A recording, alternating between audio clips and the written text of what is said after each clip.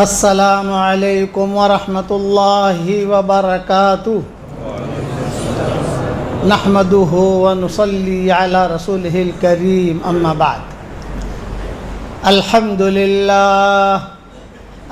للہ نحمدہ ونستعینہ ونستغفرہ ونؤمن بہ ونتوکل علیہ ونعوذ باللہ من شرور انفسنا ومن سیئات اعمالنا ونعوذ باللہ من شرور انفسنا ومن سیئات اعمالنا من يهده الله فلا مضل له ومن يضلله فلا هادي له ونشهد أن لا إله إلا الله وحده لا شريك له ونشهد أن سيدنا ومولانا محمدا عبده ورسوله صلى الله عليه وعلى آله وأصحابه وبارك وسلم تسليما كثيرا كثيرا أما بعد فأعوذ بالله من الشيطان الرجيم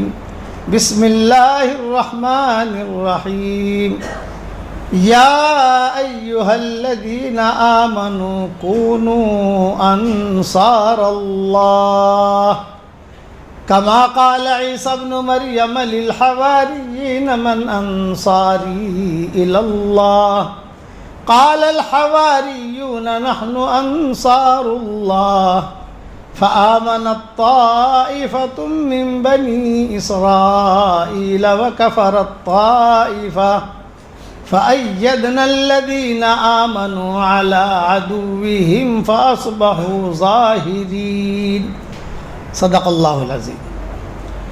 قابل احترام بھائیوں، دوستوں اور بزرگوں، یہ مہینہ جو گزر رہا ہے یہ شعبان کا مہینہ ہے۔ یہ بہت اونچا مہینہ ہے۔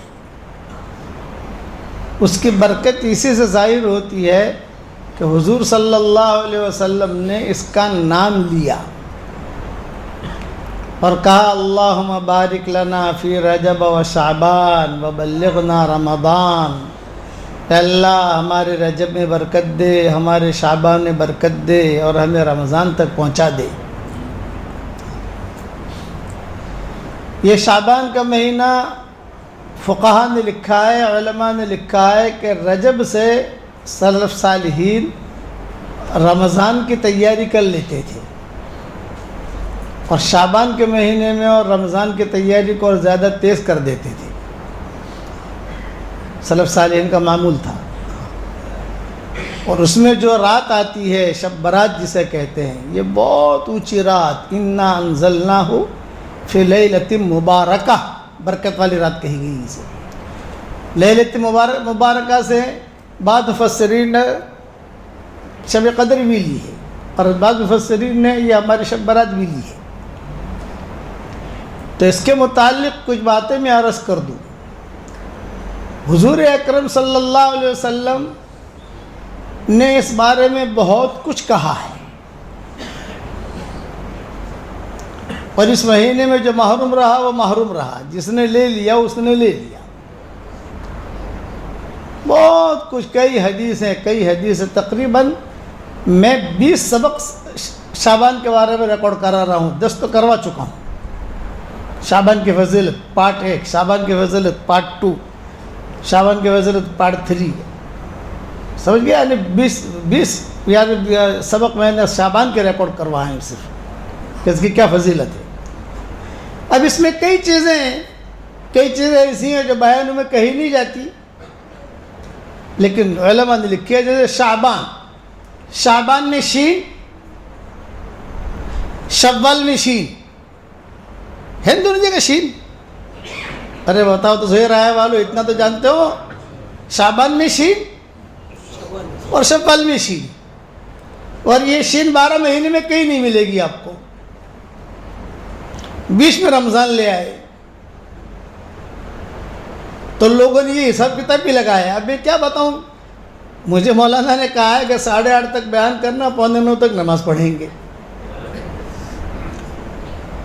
اب یہ چیزیں بیان میں نہیں کہتا ہے کیونکہ یہ لوگوں نے اپنی اپنی کتابوں میں الگ الگ چیزیں لکھی ہیں، لیکن جو صحیح صحیح حدیثیں ہیں وہ میں عرض کر دیتا ہوں کہ حضور اکرم صلی اللہ علیہ وسلم ایک مرتبہ لمبا سجدہ کیا، تو عائشہ رضی اللہ تعالیٰ نے فرماتی تھی کہ میں لیٹی ہوئے دیکھ رہی تھی کہ حضور سجدے میں اور حرکت بھی نہیں کر رہے، تو مجھے خطرہ ہوا کہ کہیں انتقال تو نہیں ہو گیا۔ اب حضور کو یوں پکڑ کے یوں کو انتقال ہوا کہ نہیں ہوا، یہ تو ادب کی بے ادبی ہے۔ نبی سو رہا ہو تو اس کو جگانا بھی بے ادبی ہے، خود جاگے گا۔ یہ اسی لیے خیبر کے موقع کے اوپر حضرت علی رضی اللہ تعالیٰ عنہ کی گود میں حضور صلی اللہ علیہ وسلم کا سر تھا، خیبر کا موقع تھا، ایک اور موقع تھا، اور عصر کی نماز حضرت علی نے پڑھی نہیں تھی، اور حضور صلی اللہ علیہ وسلم گہرے سو رہے ہیں، ہلکے ہلکے خراٹے لیتے تھے حضور۔ ہلکے خراٹے لینا یہ صحت کی علامت ہے، لیکن شیر جیسے نہیں۔ ہماری ایک جماعت تھی، وہ کسی جگہ گئی، ایسے رائے کی مسجد ہوگی جیسے یہ مسجد ہے، وہ اتفاق سے جو مؤذن صاحب تھے وہ مائک بند کرنا بھول گئے، یہ اتفاق تھا، یعنی مائک بند کر جاتے تھے لیکن وہ یہ مائک کھلا رہ گیا، اور وہ جماعت والے سوئے، اس میں خراٹے لے رہا تھا تو سارے گاؤں کے اندر اگر شیر آ گیا، شیر آ گیا، شیر، ارے کہاں شیر ہے یار، تو دیکھا تو مسجد میں جماعت تھی۔ ایسے خراٹے لینا یہ یہ جو ہے نا، یہ صحت کی علامت نہیں۔ آپ صلی اللہ علیہ وسلم ہلکے ہلکے ہلکے ہلکے خراٹے لے، اور حضور ہلکے ہلکے خراٹے لے رہے، اور حضرت علی جو ہے انہیں ٹینشن میری نماز، سورج سلام کرنے کی تیاری میں، غروب ہونے کی تیاری میں، میری نماز میری نماز۔ صحابہ دیکھ رہے ہیں کہ آج پھنسا ہے یہ اتنے حضرت اٹھیے مجھے نماز پڑھنی ہے، یہ نہیں کہہ سکتے۔ نبی کی ایک شان ہے، ان کی شان کے اعتبار سے ہی معاملہ ہوگا۔ چنانچہ کہ یہ لکھا ہوا، یہ دو قسم کے قصے ہوئے، ایک حضرت عائشہ کے ساتھ ہوا اور ایک حضرت علی کے ساتھ ہوا۔ حضرت عائشہ کے ساتھ دوسرا قصہ ہوا تھا، یہ حضرت علی کے ساتھ ہوا۔ تو حضرت جو صحابہ کہہ رہے تھے، اب یہ صحابہ کو اشارہ کر رہے ہیں، سمجھ گئے، میری نماز۔ یہ حرکت میں حضور صلی اللہ علیہ وسلم کی آنکھ کھلی، آپ نے دیکھا ابھی کیا ہوا، یوں کہ حضرت میں نے عصر کی نماز نہیں پڑھی۔ اچھا کتنا وقت ہو گیا؟ بالکل غروب ہونے، آپ نے فرمایا جب تک یہ عصر کی نماز نہ پڑھے اے اللہ سورج غروب نہ ہو۔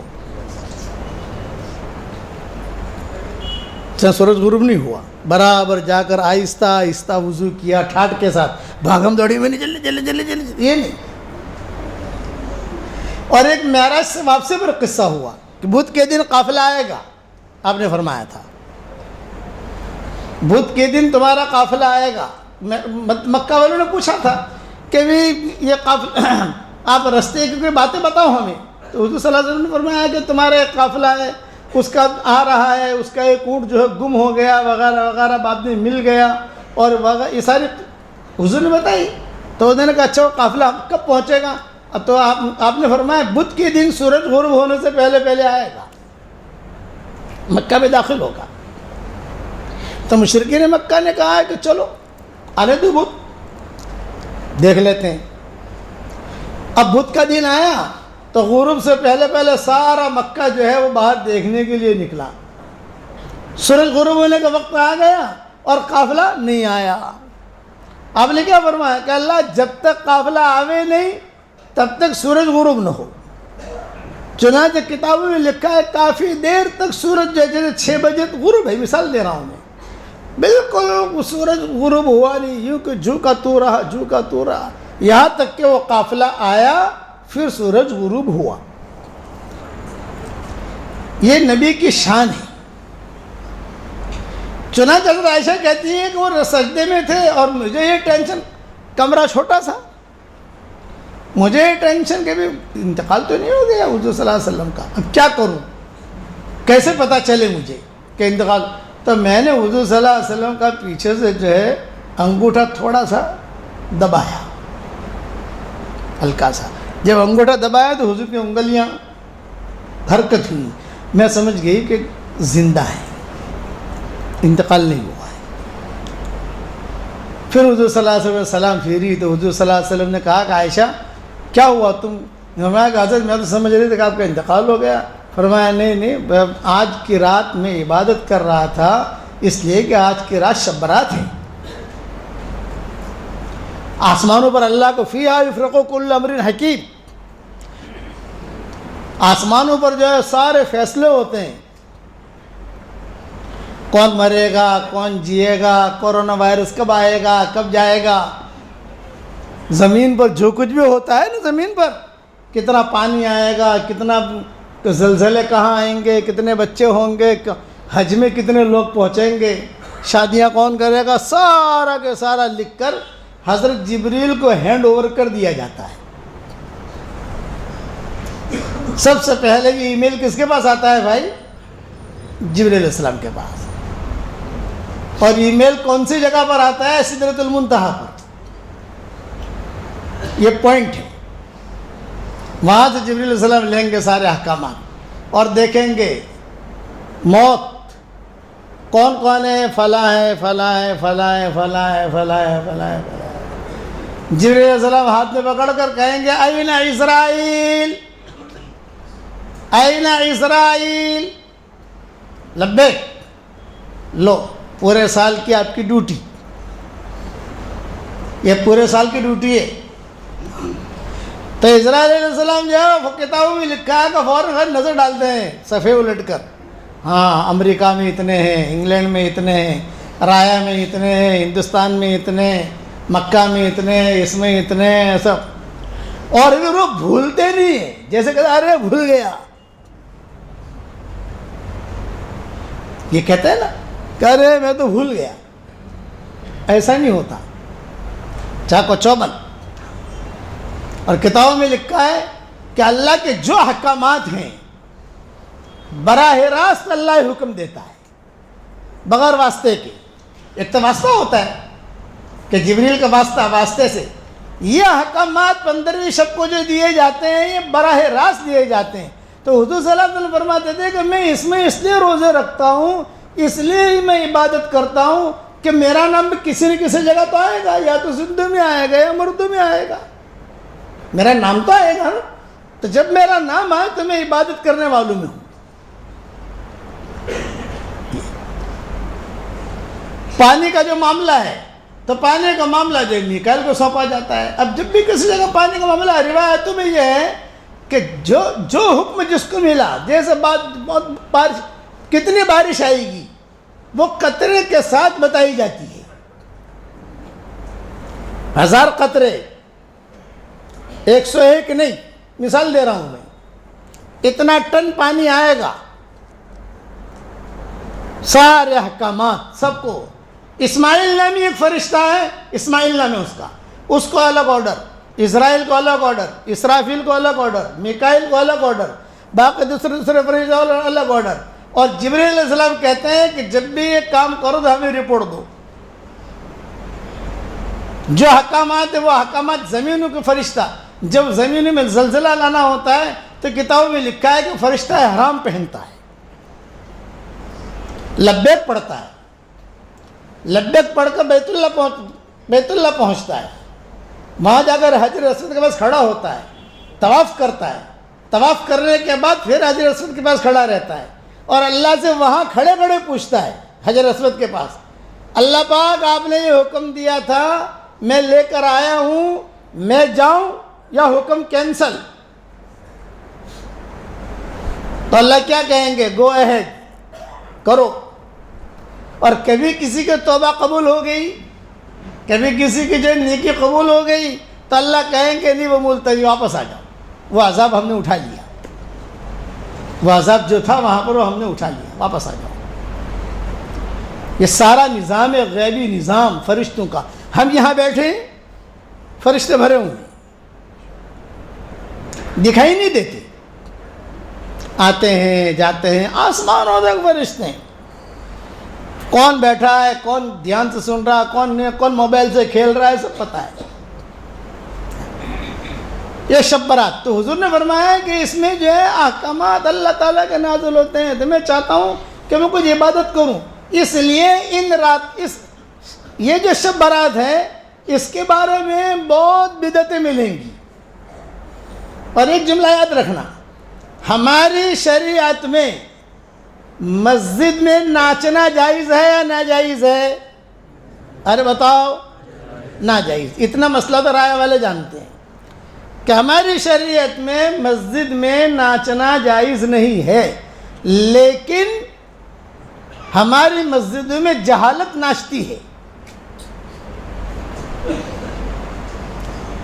ہماری شریعت میں گھروں میں ناچنا جائز نہیں ہے، لیکن ہمارے گھروں میں جہالت ناچتی ہے، ہمارے بازاروں میں جہالت ناچتی ہے۔ وہ جہالت کی وجہ سے 15 شعبان کو کوئی سمجھتا نہیں ہے کہ کیا ہے۔ قبرستان جانے کو ضروری سمجھیں گے، حالانکہ قبرستان حضور صلی اللہ علیہ وسلم زندگی میں ایک مرتبہ گئے اور وہ بھی چپکے سے گئے۔ حضرت عائشہ کو پتہ نہیں تھا کہ حضور قبرستان جا رہے ہیں، وہ بھی چپکے سے گئے۔ اور حضرت عائشہ نے دیکھا کہ جب حضرت عائشہ کی آنکھ کھلی تو حضرت عائشہ نے دیکھا کہ حضور تو ہے نہیں، تو حضرت عائشہ نے کبھی کہا گیا، تو ظاہر بات ہے کہ ایک عورت کے دماغ میں یہ بات آتی ہے کہ بھی کسی ماں کے پاس گئے ہوں گے۔ اب وہاں پر بھی کوئی سڑسڑاہٹ نہیں ہے، کوئی ترتیب نہیں ہے کہ وہاں پر بھی نہیں ہے، تو گئے کہاں؟ چلتے چلتے چلتے چلتے اندھیرا تھا مدینہ منورہ میں، اس وقت میں لائٹ تو تھی نہیں، بقی پہنچ گئی۔ جب بقی پہنچ گئی تو حضور صلی اللہ علیہ وسلم وہاں تھے۔ ارے اندھیرے میں تم کیسے آ گئی، کیا بات ہوئی؟ میں حضرت میں تو آپ کو ڈھونڈنے کے لیے آئی۔ اچھا کہ میں تجھ پر ظلم کروں گا؟ میں سمجھی کہ شاید آپ کسی ماں کے پاس گئے ہیں تو ڈھونڈتا ہے، تو یہاں ماں کہاں ہے بھئی؟ یہاں میں تو بقی میں ہوں۔ اور یاد رکھنا آج کی رات بڑی برکت والی رات ہے۔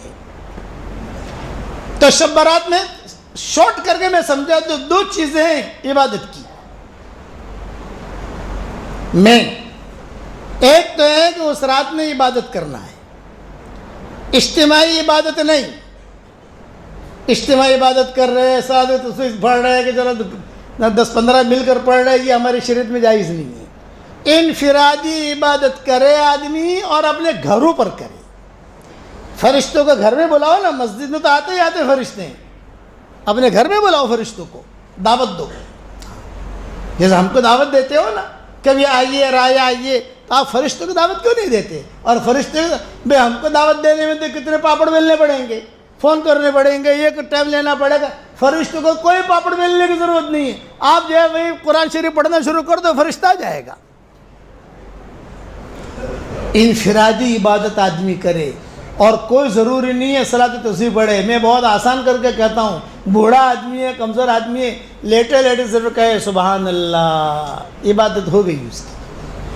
لیٹے درود شریف پڑھ لے۔ اور اس سے آسان بتاؤں کہ عشاء کی نماز جماعت کے ساتھ پڑھ لو، فجر کی نماز جماعت کے ساتھ پڑھ لو، پوری رات عبادت کے ثواب۔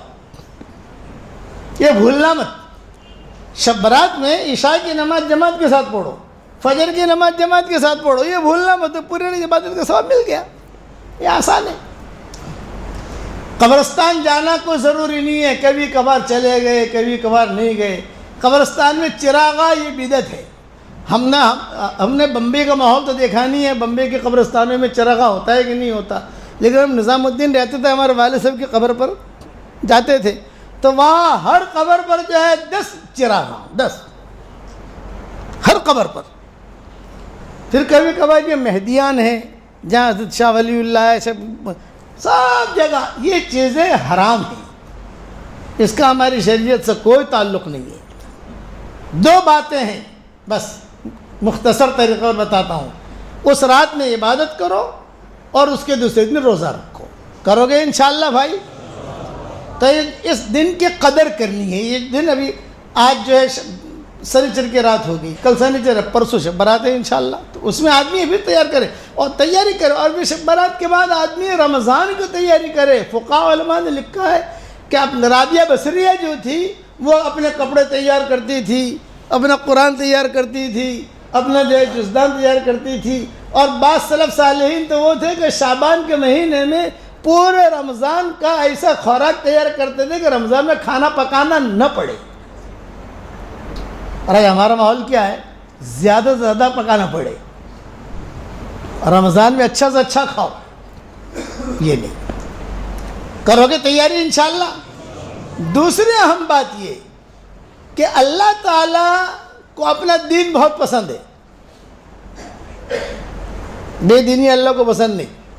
جو احکامات اللہ تعالیٰ کے آسمانوں سے زمینوں پر آئے ہیں، جب تک ہم اسے پورا نہیں کریں گے تب تک جنت نہیں ملے گی. جنت جو ہے صرف خیالی چیز نہیں ہے کہ آدمی سوچ لے کہ جنت مل جائے گی، اتنی سستی نہیں ہے. آدمی چاہتا ہے کہ میں جنت میں چلا جاؤں، گھر میں آدمی سو رہا ہے اور فجر کی نماز کے لیے دوسری نمازوں کے لیے گھر سے اٹھ کر مسجد میں نہیں آ سکتا تو بھائی اتنا جلدی جنت میں کیسے چلا جائے گا تو؟ ایمانیات، عبادات، اخلاقیات، معاشرت، معاملات، یہ سارے کلیئر ہونے چاہیے 100%. میراث دو، شادی پر خرچ مت کرو. شادی پر خرچ کرنا فرض نہیں ہے، میراث دینا فرض ہے. کہتے ہیں شادی پر جہیز دینا فرض نہیں ہے. حقوق ادا کرو. حشر کے میدان میں حق کی وجہ سے مارا جائے گا آدمی. عبداللہ ابن مبارک رحمۃ اللہ علیہ جاتے تھے حج کے لیے یا عمرے کے لیے، تو ان کی عادت تھی خراسان سے نکلتے تھے تو راستے بستیاں پڑتی تھی، بستیاں. وہ بستیوں کو عبور کرتے بیت اللہ پہنچتے تھے. کام کرتے تھے، مطلب ایک بستی میں 3 دن ٹھہرتے تھے. تو جہاں جاتے تھے وہاں ان کے بڑے شاگرد ہوتے تھے، پہچان والے ہوتے تھے. تو ابن مبارک کے جو بیان سننے کے لیے، حدیث سننے کے لیے مجمع جمع ہو جاتا تھا. جاتے ہوئے بصرہ، کوفہ، بغداد کے اوپر سے بھی گزر ہوتا تھا. تو کتابوں میں لکھا ہے کہ ہارون رشید نے دیکھا کہ ارے کوئی آدمی آیا ہے اور زبردست مجمع ہے. زبیدہ نے بھی دیکھا کہ زبردست مجمع ہے. تو ہارون رشید نے پوچھا بھائی کون ہے یہ؟ تو زبیدہ نے کہا یہ خراسان کے عالم ہیں، خراسان کے امیر المومنین فی الحدیث ہے. اچھا، اتنا بڑا مجمع ان کے درس میں؟ تو زبیدہ نے تھوڑی سی مذاق کی اور یوں کہا یہ بتا ہارون رشید، بادشاہ آپ ہیں یا بادشاہ یہ ہیں؟ آپ کی بادشاہت لوگوں کے جسموں پر ہے اور ان کی بادشاہت لوگوں کے دلوں پر ہے. ان کا معمول تھا جاتے آتے سفر کرتے بیچ میں ٹھہرتے پہنچتے تھے، بعد میں ٹھہرتے آتے تھے. ایک یہاں سوریا میں ایک جگہ ہے وہاں کا کشمیر، جیسا ہمارے یہاں کا کشمیر ہے تو میں اس کو کہتا ہوں یہ وہاں کا کشمیر ہے. اوپر علاقے میں تھوڑا سا ایک جگہ کا نام ہے، وہاں عبداللہ ابن مبارک کے شاگرد تھے. تو عبداللہ ابن مبارک تقریباً 7 دن وہاں قائم کرتے تھے اور 7 دن میں لوگ آ کر حدیثیں ان سے لیتے، بیانات کرواتے ان سے. تو ان کا جو خاص شاگرد تھا، عبداللہ ابن مبارک کی قلم کھو گئی یا کوئی آگے پیچھے ہو گئی تو عبداللہ ابن مبارک نے کہا بھائی اپنی قلم دو. اس نے دی. عبداللہ ابن مبارک نے لکھنا شروع کیا، حدیث وغیرہ جو ہے وہ اس کو واپس کرنا بھول گئے. وہ اسی قلم کو لے کر مکہ پہنچ گئے. اسی قلم کو لے کر مکہ جا کر انہیں یاد آیا کہ ارے اتنا لمبا سفر کر کے میں آیا اور میرے شاگرد کی قلم تو میرے پاس ہے. چلو دل میں یہ بات آئی کہ واپسی میں پھر ٹھہریں گے، وہاں دے دیں گے. اب واپسی میں جو ٹھہرے وہاں پھر قلم دینا بھول گئے. خراسان پہنچ گئے. خراسان جب پہنچے اب انہیں یاد آیا کہ انا للہ و انا الیہ راجعون، یہ قلم تو میرے ساتھ ہے، میں نے اس کو دی بھی نہیں. تو کتابوں میں لکھا ہے سامنے گھر ہے، اپنے گھر میں نہیں گئے، اپنے گھر میں معاملات،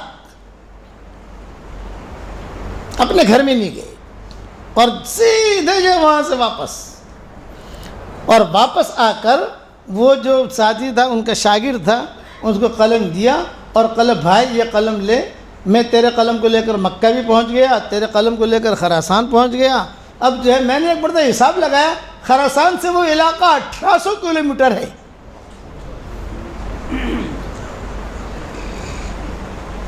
اور کہا بھائی قلم دینے آیا ہوں.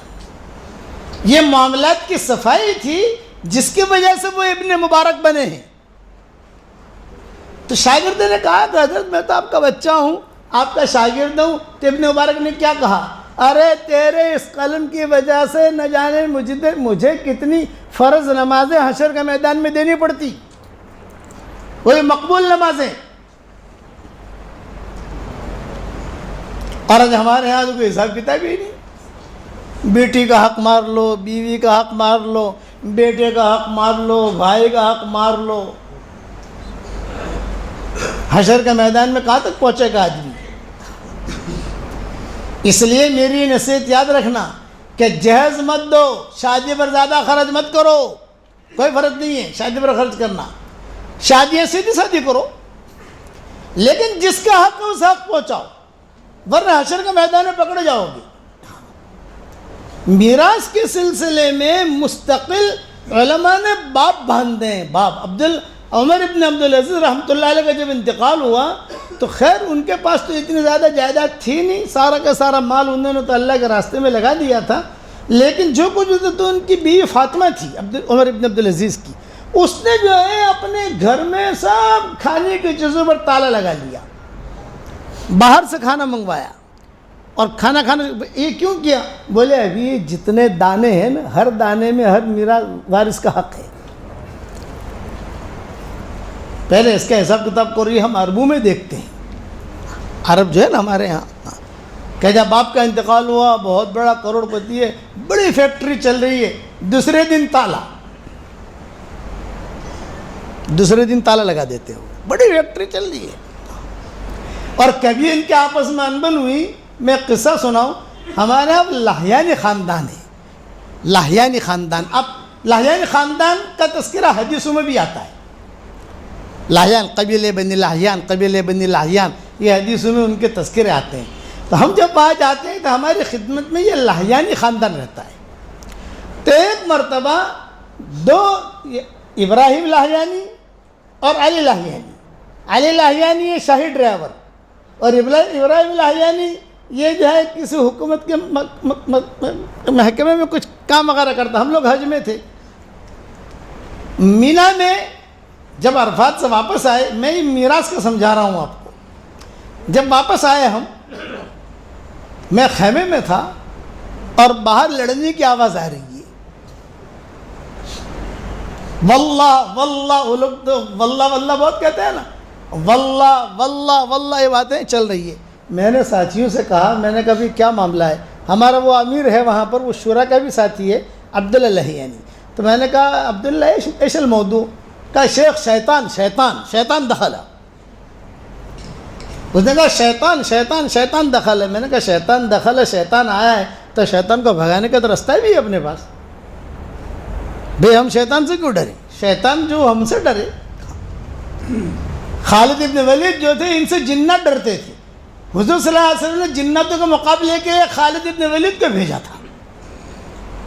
لات, منات, عزا, یہ تین بت تھے جس قرآن میں تذکرہ ہے. افرأیتم اللات والمنات والعزا ومنات الثالثۃ الاخری, سورہ نجم کے اندر. تو حضور صلی اللہ علیہ وسلم کہتے تھے بھئی یہ لات منات عزا, صحابہ سے پوچھتے تھے بھئی کیا چیز ہے؟ تو حضور نے, صحابہ نے کیا کہا تھا, اب یہاں بیٹھیے بتاتے ہیں کیا چیز ہے. حضور بیٹھ گئے, کہتے وہ درخت ہے دیکھیے آپ. دیکھ لیا. تھوڑی دیر کے بعد دیکھنا وہاں چڑیل نکلے گی, بھوتنی نکلے گی. اچھا یہاں سے دکھائی دے کہ قریب جانا, حضرت قریب نہیں جانا, قریب نہیں جانا, اب یہیں بیٹھے بیٹھے دیکھیے. چنانچہ وہ مشرک لوگ جو ہے وہ لال دھاگا لے کے جاتے تھے وہاں, جیسا آج کل بھی لوگوں کے آتے تھے لال دھاگا باندھنا. کوئی گیا, اس نے وہاں جا کے لال دھاگا باندھا, اور کسی نے جو کس کو پیسہ چاہیے تو کو 2 درہم دے دیا, کسی کو اولاد چاہیے تو خود دے دیا. تو حضور نے بیٹھے بیٹھے دیکھا کہ عجیب عجیب شکلیں نکل رہی ہیں. اوہو, آپ نے فرمایا بھی یہ چیزیں تو ہم نے دیکھی نہیں ہے. کہتے دیکھیے, اور روزانہ یہ ہوتا ہے, روزانہ ہوتا ہے. تو آپ نے کیا فرمایا؟ بھائی کون مقابلہ کرتا ہے ان کا؟ خالد بن ولید نے کہا میں جاتا ہوں. اچھا مر گیا تو مر گیا بھی، اگر مر گیا تو مر گیا، مقابلہ میں کروں گا ان کا۔ اب تک جناتوں میں دعوت مکمل چلی نہیں تھی۔ ایک پوائنٹ یاد رکھنا، انسانوں نے نبیوں کو بہت ستایا، حضور صلی اللہ علیہ وسلم کو بہت ستایا، جناتوں نے نہیں ستایا، بہت کم ستایا جناتوں نے۔ اچھا انسان تو مقابلے پر آ گئے، بدر، احد، خندق، فتح مکہ، تبوک، سارے دھمال چوکڑیاں سب، اوس خزرج قبیلے اونچ نیچ، لیکن کسی جنات نے بھی کوئی مارکا قائم نہیں کیا۔ مقابلے ایک دو ایک دکا کسی نے آ کر کے بھی کوئی معاملات کیا ہو تو بات الگ ہے۔ خالد بن ولید نے کہا میں جاتا ہوں، آپ نے تلوار دی، یوں کہا جاؤ، لیکن میری ایک بات یاد رکھنا، تم جاؤ گے تمہارا چورا چورا کر دیں گے، تمہارے پاس حق ہے، اس لیے حق بات کہنا، ڈرنا مت۔ خالد بن ولید کہتے ہیں میں گیا، حضور بیٹھے بیٹھے دیکھ رہے ہیں یہاں۔ جب وہاں گئے خالد بن ولید تو بھوتنیاں سب نکلی، تیرا ایک ایک بال ختم کر دیں گے۔ خالد بن ولید نے کہا اشہد ان لا الہ الا اللہ واشہد ان محمد رسول اللہ۔ اب خالد بن ولید جو تلوار نکالی، حضور خود دیکھ رہے، تلوار نکالی اور توڑنا شروع کیا، وہ درخت بھی توڑا، وہ بھی توڑا، وہ بھی توڑا۔ اس وقت کے بعد ان کی ساری طاقت جناتوں کی ٹوٹی، ذریعہ بنے خالد بن ولید۔ پھر جناتوں نے حضور کو دعوت دی، جیسے ہم دعوت دیتے ہیں نا، بھی آج ہمارا بھی رائے میں اجتماع کرنا ہے تو آپ دعوت دو گے، اکابرین آئیں گے۔ تو جناتوں نے کہا کہ یہ جو خط ہے حضور صلی اللہ علیہ وسلم کے جناتوں کے نام، حرزہ بھی دجانہ کہتے ہیں، یہ خط اس کے بعد حضور نے لکھا۔ تو جنات دو باتوں کے بہت قدر کرتے ہیں، ایک سورہ رحمان کی اور ایک اس خط کی۔ سورہ رحمان کو جنات کہتا ہے یہ ہماری صورت ہے، انسانوں تمہاری نہیں ہے، یہ ہماری ہے، سورہ رحمان کو۔ اسی لیے کسی پر جن آیا ہو تو اتنا جملہ کہہ دو، سورہ رحمان کے برکت سے چلا جا، فوراً چلا جائے گا وہ۔ کیونکہ سورہ رحمان جب نازل ہوئی تو حضور صلی اللہ علیہ وسلم نے سب سے پہلے جناتوں کو سنائی۔ جب جناتوں کو سنائی تو فَبِأَيِّ آلَاءِ رَبِّكُمَا تُكَذِّبَانِ، حضور پڑھتے 31 مرتبہ آیا ہے فَبِأَيِّ آلَاءِ رَبِّكُمَا تُكَذِّبَانِ، فَبِأَيِّ آلَاءِ رَبِّكُمَا تُكَذِّبَانِ۔ تو حضور یہ جنات جو ہے ہر مرتبہ ایک جملہ کہتے، اے اللہ تیری کون سی نعمتوں کی ہم ناشکری کریں گے۔ حضور نے پہلے مرتبہ پڑھا تو سب جناتوں نے ہاتھ اٹھا کر اے اللہ تیری کون سی نعمتوں کی ناشکری کریں گے ہم۔ 31 مرتبہ حضور پڑھتے گئے اور آخر میں جب پہنچے تو جناتوں نے اچھل کر کہا اے اللہ تیری کون سی نعمتوں کی ہم ناشکری کریں گے۔ پھر حضور صلی اللہ علیہ وسلم اسی صورت کو لے کر آئے صحابہ کے پاس، صحابہ کے پاس پڑھی تو صحابہ جو ہے نیچے منہ کر کے سنتے رہے۔ جب آپ نے پوری صورت پڑھ لی تو آپ نے فرمایا تم سے تو جنات اچھے، تم سے تو جنات اچھے۔ صحابہ نے کہا حضرت کیوں؟ میں نے ان کے سامنے پڑھی تو وہ تو ہر فَبِأَيِّ آلَاءِ رَبِّكُمَا تُكَذِّبَانِ پر شکریہ کرتے تھے اللہ کا کہ اللہ ہم تیری ناشکری نہیں کر سکتے، تم تو خاموشی سے سنتے رہے۔ اسی لیے سورہ رحمان جب آدمی پڑھے، نماز کی بات نہیں کر رہا، اپنے الگ سے پڑھے، اور جب آخر میں پہنچ جائے فَبِأَيِّ آلَاءِ رَبِّكُمَا تُكَذِّبَانِ تو آدمی جو ہے اللہ سے اتنا کہہ دے کہ اللہ تیری کون سی نعمتوں کی ہم ناشکری کریں گے۔ دلہن ہے دلہن، شادی نہیں ہوتی آپ کی، سورہ رحمان پڑھو اور اللہ سے دلہن مانگو، مل جائے گی دلہن، لیکن دوسری شادی کے لیے مت مانگنا، وہ تو بغیر مانگے آ جائے گی، فکر مت کرو۔ بعض لڑکیوں کی شادیاں نہیں ہوتی، یہ نہیں ہوتا، اور بعد میں لکھا ہے کہ 31 مرتبہ فَبِأَيِّ آلَاءِ رَبِّكُمَا تُكَذِّبَانِ پڑھا ہے، 31 مرتبہ سورہ رحمان پڑھو، فوراً نکاح ہو جائے گا انشاءاللہ۔ حضور نے جناتوں کو دعوت دی۔ ایک مرتبہ عبداللہ بن مسعود کہتے تھے، ابھی جناتوں پر مضمون چلا تو پورا کروں، عبداللہ بن مسعود کہتے تھے کہ حضور نے اعلان کیا مسجد نبوی میں، بھئی آ جاؤ صفہ والو، کھانے کے لیے آؤ ہمارے یہاں۔ سب چلے گئے۔ عبداللہ بن مسعود بھوکے تھے لیکن صفہ والوں میں نہیں تھے، تو عبداللہ بن مسعود نے کہا بھوک تو تھی مجھے، لیکن آپ نے تو فرمایا صفہ والو آؤ، تو میں کیوں جاؤں؟ میں نہیں گیا۔ اب حضور صلی اللہ علیہ وسلم آئے، بھائی عبداللہ تم کھانے کے لیے نہیں آئے؟ حضرت آپ نے کہا صفہ والوں آؤ، تو میں تو صفہ والوں میں نہیں ہوں، میں کیسے آؤں؟ اچھا کوئی بات نہیں، اب اگر کہیں سے کھانا آ جائے گا تو میں تمہیں بلا لوں گا، تم یہی بیٹھے ہو نا، میں یہی بیٹھا ہوں۔ تو عبداللہ بن مسعود سمجھے کہ بھئی کہیں نہ کہیں سے حضور کے پاس دودھ آ جاتا، کبھی گوشت آ جاتا، کبھی پنیر آ جاتا، تو میری باری آئے گی۔ تھوڑے دیر کے بعد باندی آئی عبداللہ بن مسعود کے پاس۔ عبداللہ بن مسعود خوش ہو گئے، اللہ کی مدد آ گئی، اللہ کی مدد آ گئی، کھانا آ گیا۔ پھر کہا حضور بلا رہے تمہیں، تو مجھے اور خوشی ہوئی کہ جو حضور بلا رہے تو کھانے کے لیے بلا رہے۔ اب جب میں وہاں پہنچا تو حضور صلی اللہ علیہ وسلم اچھے کپڑے پہن کر، خوشبو لگا کر دروازے کے باہر ہی کھڑے ہیں۔ میں سمجھ گیا کھانا وانا تو ہے نہیں، معاملہ کچھ اور ہے، میں اتنا سمجھ گیا۔ تو حضور نے فرمایا چلو۔ اب حضور نے میرا ہاتھ پکڑا اور لے کر چلے۔ رات کا وقت تھا، میں نے حضور صلی اللہ علیہ وسلم سے اپنی بھوک کی شکایت تو کی نہیں، حضور کے ساتھ جا رہے ہیں، کیا کہوں میں؟ حضور صلی اللہ علیہ وسلم کو بھوک بہت لگ رہی ہے۔ حضور نے چلتے چلتے، میں نے پوچھنا تو مناسب سمجھا نہیں، آدھے راستے میں حضور نے خود نے کہا جانتے ہو ہم کہاں جا رہے ہیں؟ تو عبداللہ بن مسعود نے کہا نا مجھے تو پتہ نہیں۔ یوں کہا جناتوں میں میرا بیان ہے، آج کی تاریخ ہے۔ تو عبداللہ بن مسعود کہتے ہیں کہ میری بھوک تو وہی ختم ہو گئی، جو بھوک تھی نا وہ تو وہی ختم ہو گئی جب جناتوں کا نام سنا۔ اور حضور صلی اللہ علیہ وسلم ہاتھ پکڑ کر چل رہے اور کہہ رہے کہ دیکھ میں تو، ہم دونوں جناتوں میں بیان کے لیے جا رہے ہیں، بیان تو میں کروں گا وہاں، لیکن یہ کہ بھائی تم جو ہے الگ الگ قسم کی شکلیں دکھائی دی گی، ڈراؤنی، تم ڈرنا مت، اور میں ایک گول دائرہ کروں گا، اس میں تمہیں بٹھاؤں گا، تو وہاں سے تو ہٹنا مت، وہاں سے اگر ہٹا یہ جنت تو جو اچک لے جائیں گے۔ عبداللہ بن مسعود نے کہا حضرت ٹھہریے ٹھہریے، حضرت آپ جہاں رہیں گے وہاں میں رہوں گا اور آپ کا پاؤں پکڑ کے بیٹھوں گا، آپ بیان کرتے جاؤ، جو کرنا ہے کرو، آپ کا پاؤں پکڑ کے بیٹھوں گا، چاہے دائرہ کرو گے نہ کرو۔ حضور صلی اللہ علیہ وسلم نے جناتوں میں تقریباً 6 بیانات کیے ہیں۔ کتنے بھائی؟ 3 مکہ میں، 3 مدینہ میں۔ دوسری مرتبہ جب آؤں گا میں انشاءاللہ تو یہ ایک ایک بیان آپ کو سنا دوں گا انشاءاللہ۔ جناتوں نے انسانوں کی شکایتیں بھی کی، ہمارے ساتھ تمہارے صحابہ انسان یہ کرتے ہیں یہ کرتے ہیں۔ حضور نے کہا گھبراؤ مت۔ حضور نے واپس آ کر صحابہ سے کہا دیکھو تمہاری شکایتیں کر رہے تھے، تم ایسا مت کرو، لمبی تفصیلیں ہیں بعد میں سنائیں گے انشاءاللہ۔ تو میں یہ عرض کر رہا تھا کہ حضور اکرم صلی اللہ علیہ معاملات پر میری بات شروع ہوئی تھی کہ معاملات کی نیت رکھو۔ میرے آج کا سبق رائے میں آنے کا میرا خاص وجہ یہ ہے کہ یہاں آپ کے ذہنوں میں یہ ہو ہم 100% نمازی ہیں، کامیاب نہیں،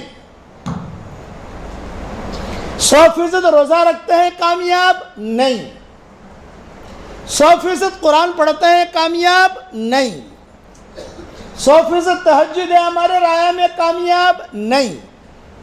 نماز یہ پورا دین نہیں ہے، روزہ یہ پورا دین نہیں ہے، قرآن کی تلاوت یہ پورا دین نہیں ہے۔ پورا دین کیا ہے؟ جو حضور صلی اللہ علیہ وسلم لے کر آئے، ایک ایک چیز، اس میں میراث بھی ہے۔ حشر کا میدان میں پوچھا جائے گا، حضور اکرم صلی اللہ علیہ وسلم نے باقاعدہ جو ہے اس کے، اچھا ایک بات اور بتاؤں، قرآن کے اندر اللہ تعالیٰ نے، یہ تو آپ کی توجہ پر اللہ بات پر بات کھول رہا ہے، قرآن کے اندر کہیں آپ کو یہ نہیں ملے گا کہ ظہر کی 4 رکعت نماز پڑھو، عصر کی 4 پڑھو، مغرب کی 3 پڑھو، عشاء کی 4 پڑھو، فجر کی 2 پڑھو، ایسا کھلے الفاظ کے اندر وضاحت کر نہیں ملے گا۔ بس اتنا، نماز پڑھو، اقیم الصلاۃ، کتنی پڑھو، کیسے پڑھو، سنتیں، ویتر، یہ ساری حدیثیں بیان کرے گی۔ زکوٰۃ، بھائی زکوٰۃ دو، کیسے دو، کیا کرو، کس کو کرو، یہ ساری کی ساری چیزیں زیادہ تر حدیثیں بیان کرے گی۔ روزہ رکھو کیسے رکھو، کیا کرو، یہ ساری حدیثیں بیان کرے گی۔ ترتیب یہ ہے، لیکن میراث کے بارے میں یہ نہیں۔ میراث کے بارے میں اللہ تعالیٰ نے باقاعدہ حساب کر کے آسمانوں سے بھیج دیا۔ تاکہ کوئی ڈنڈی نہ مارے. اتنی اہم چیزیں جسے ہم لوگ اہم سمجھتے نہیں ہیں. وجہ کیا ہے بتاؤں؟ یہ میراث کیوں نہیں دیتے؟ 2 وجہ سے. ایک تو مال کی محبت، ایک دوسرا کہ ہم سے پہ ہم جو ہے نا اوپر، ہمارے جو باپ دادا 100 سال پہلے، 200 سال پہلے، 300 سال پہلے ہندو تھے، بعد میں مسلمان بنے ہم، تو وہ ہندوؤں میں رسم چلی آ رہی ہے، وہ خون چلا آ رہا ہے کہ کسی شریعت میں عورت کو میراث نہیں ملتی، کسی مذہب میں نہیں، کسی مذہب میں، یہودی میں نہیں ملتی، نصارہ میں نہیں ملتی، مشرکین کے یہاں میراث نہیں ہے، صرف ایک اسلام ہے. اچھا اسلام میں بھی عورتوں میں میراث بہت آخر میں آئی، بہت قصے ہوئے. اسی لیے صدیق اکبر نے اتنا اہتمام کیا.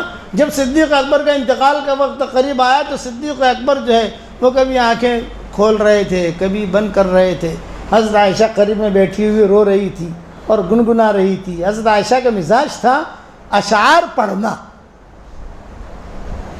حضرت عائشہ کا مزاج تھا، گنگنانا ہوتا ہے نا، تو کبھی قرآن کی آیت گنگناتی تھی. ہاں صرف علماء نے لکھا ہے کہ رانی ہو یا مہترانی گنگنائی کی ضرور. ہمارے عورتیں روٹیاں بناتے بناتے گنگناتی ہیں، روٹیاں بناتے بناتے. حضرت عائشہ ابو بکر کے انتقال کے اوپر بیٹھی ہوئی غم کے اشعار پڑھ رہی تھی. میرا شوہر بھی چلا گیا، اب میرا باپ بھی جا رہا ہے، اب میں کیا کروں وغیرہ وغیرہ. اتنے میں صدیق اکبر کی آنکھ کھلی تو صدیق اکبر نے کہا بیٹی کیا پڑھ رہی ہو تم، کیا کہہ رہی ہو؟ ابا میں یہ کہہ رہی ہوں اور آپ کے لیے میں نے بہت اچھا کفن تیار کیا ہے. ابا میں لاتی ہوں. سامنے کباڑ تھا، کھول کر لائی، یہ کفن آپ کے لیے. صدیق اکبر نے کہا کہ اللہ مجھے مت پہنانا، یہ کپڑا تو کوئی زندہ حقدار ہے، زندہ ہو وہ پہنے، مجھے تو عام کپڑوں کے اندر کفن دے دینا. لیکن عائشہ میری نصیحت یاد رکھ. اب نصیحت کر رہے، وصیت کر رہے مرض الوفات میں. میں ایک وصیت کرتا ہوں، میں دنیا سے جا رہا ہوں، میری بیوی حمل سے ہے تو ورثے میں اس بچے کا بھی حساب کتاب کر لینا جو میری بیوی کے پیٹ میں ہے. ابو بکر کے انتقال پر جو وصیتیں کی ہیں اس میں دیکھنا یہ مضمون ملے گا آپ کو. تو حضرت عائشہ جواب دے رہی ہیں ابا ہم کس اعتبار سے حساب کریں، لڑکا یا لڑکی؟ تو صدیق اکبر نے کہا کہ انتظار کرنا جب تک بچہ پیدا نہیں ہو جاتا، اور اگر تمہیں پیسوں کی ضرورت ہو تو آن اکاؤنٹ لے لینا، حساب لکھ لینا. اتنا اہتمام کیا ہے بڑوں نے. لڑکا بچہ پیدا ہو جائے تو دیکھنا لڑکی ہے تو لڑکی کے اعتبار سے، لڑکا ہے تو لڑکے کے اعتبار سے وہ حساب کتاب دینا. اور آخر میں اللہ نے کیا فرمایا؟ یبین اللہ لکم ان تضلوا. یہ جملہ کسی مسائل کے بارے میں اللہ نے نہیں کہا، میراث کے بارے میں کہا ہے. میں تمہیں میراث کے بارے میں کھول کھول کے کہتا ہوں اس لیے کہ تم گمراہ نہ ہو جاؤ. اللہ یہ جملہ کہہ رہا ہے یبین اللہ لکم ان تضلوا. اب پورا قرآن اٹھا کے دیکھو، یہ جملہ خاص طور سے فٹ کیا ہے اللہ نے میراث کے اوپر. قصے ہوئے حضور صلی اللہ علیہ وسلم کے زمانے میں. تو پھر آپ نے آخر میں کیا فرمایا؟ میری امت میں سے سب سے پہلے جو علم اٹھایا جائے گا وہ میراث کا ہوگا. میں یہاں مہندی والی مسجد میں بیٹھا ہوا، جب ہمارے میراث کے سبق چل رہے تھے تو میں نے 100 سبق دیے ہیں میراث کے. 100 سبق ہوئے تھے، 100 سبق میراث کے. اب جو ہے ہمارے زنا سے بچو یہ سبق چلے 72 سبق. اس کے بعد شعبان کا آ گیا 20 سبق شعبان کے انشاءاللہ.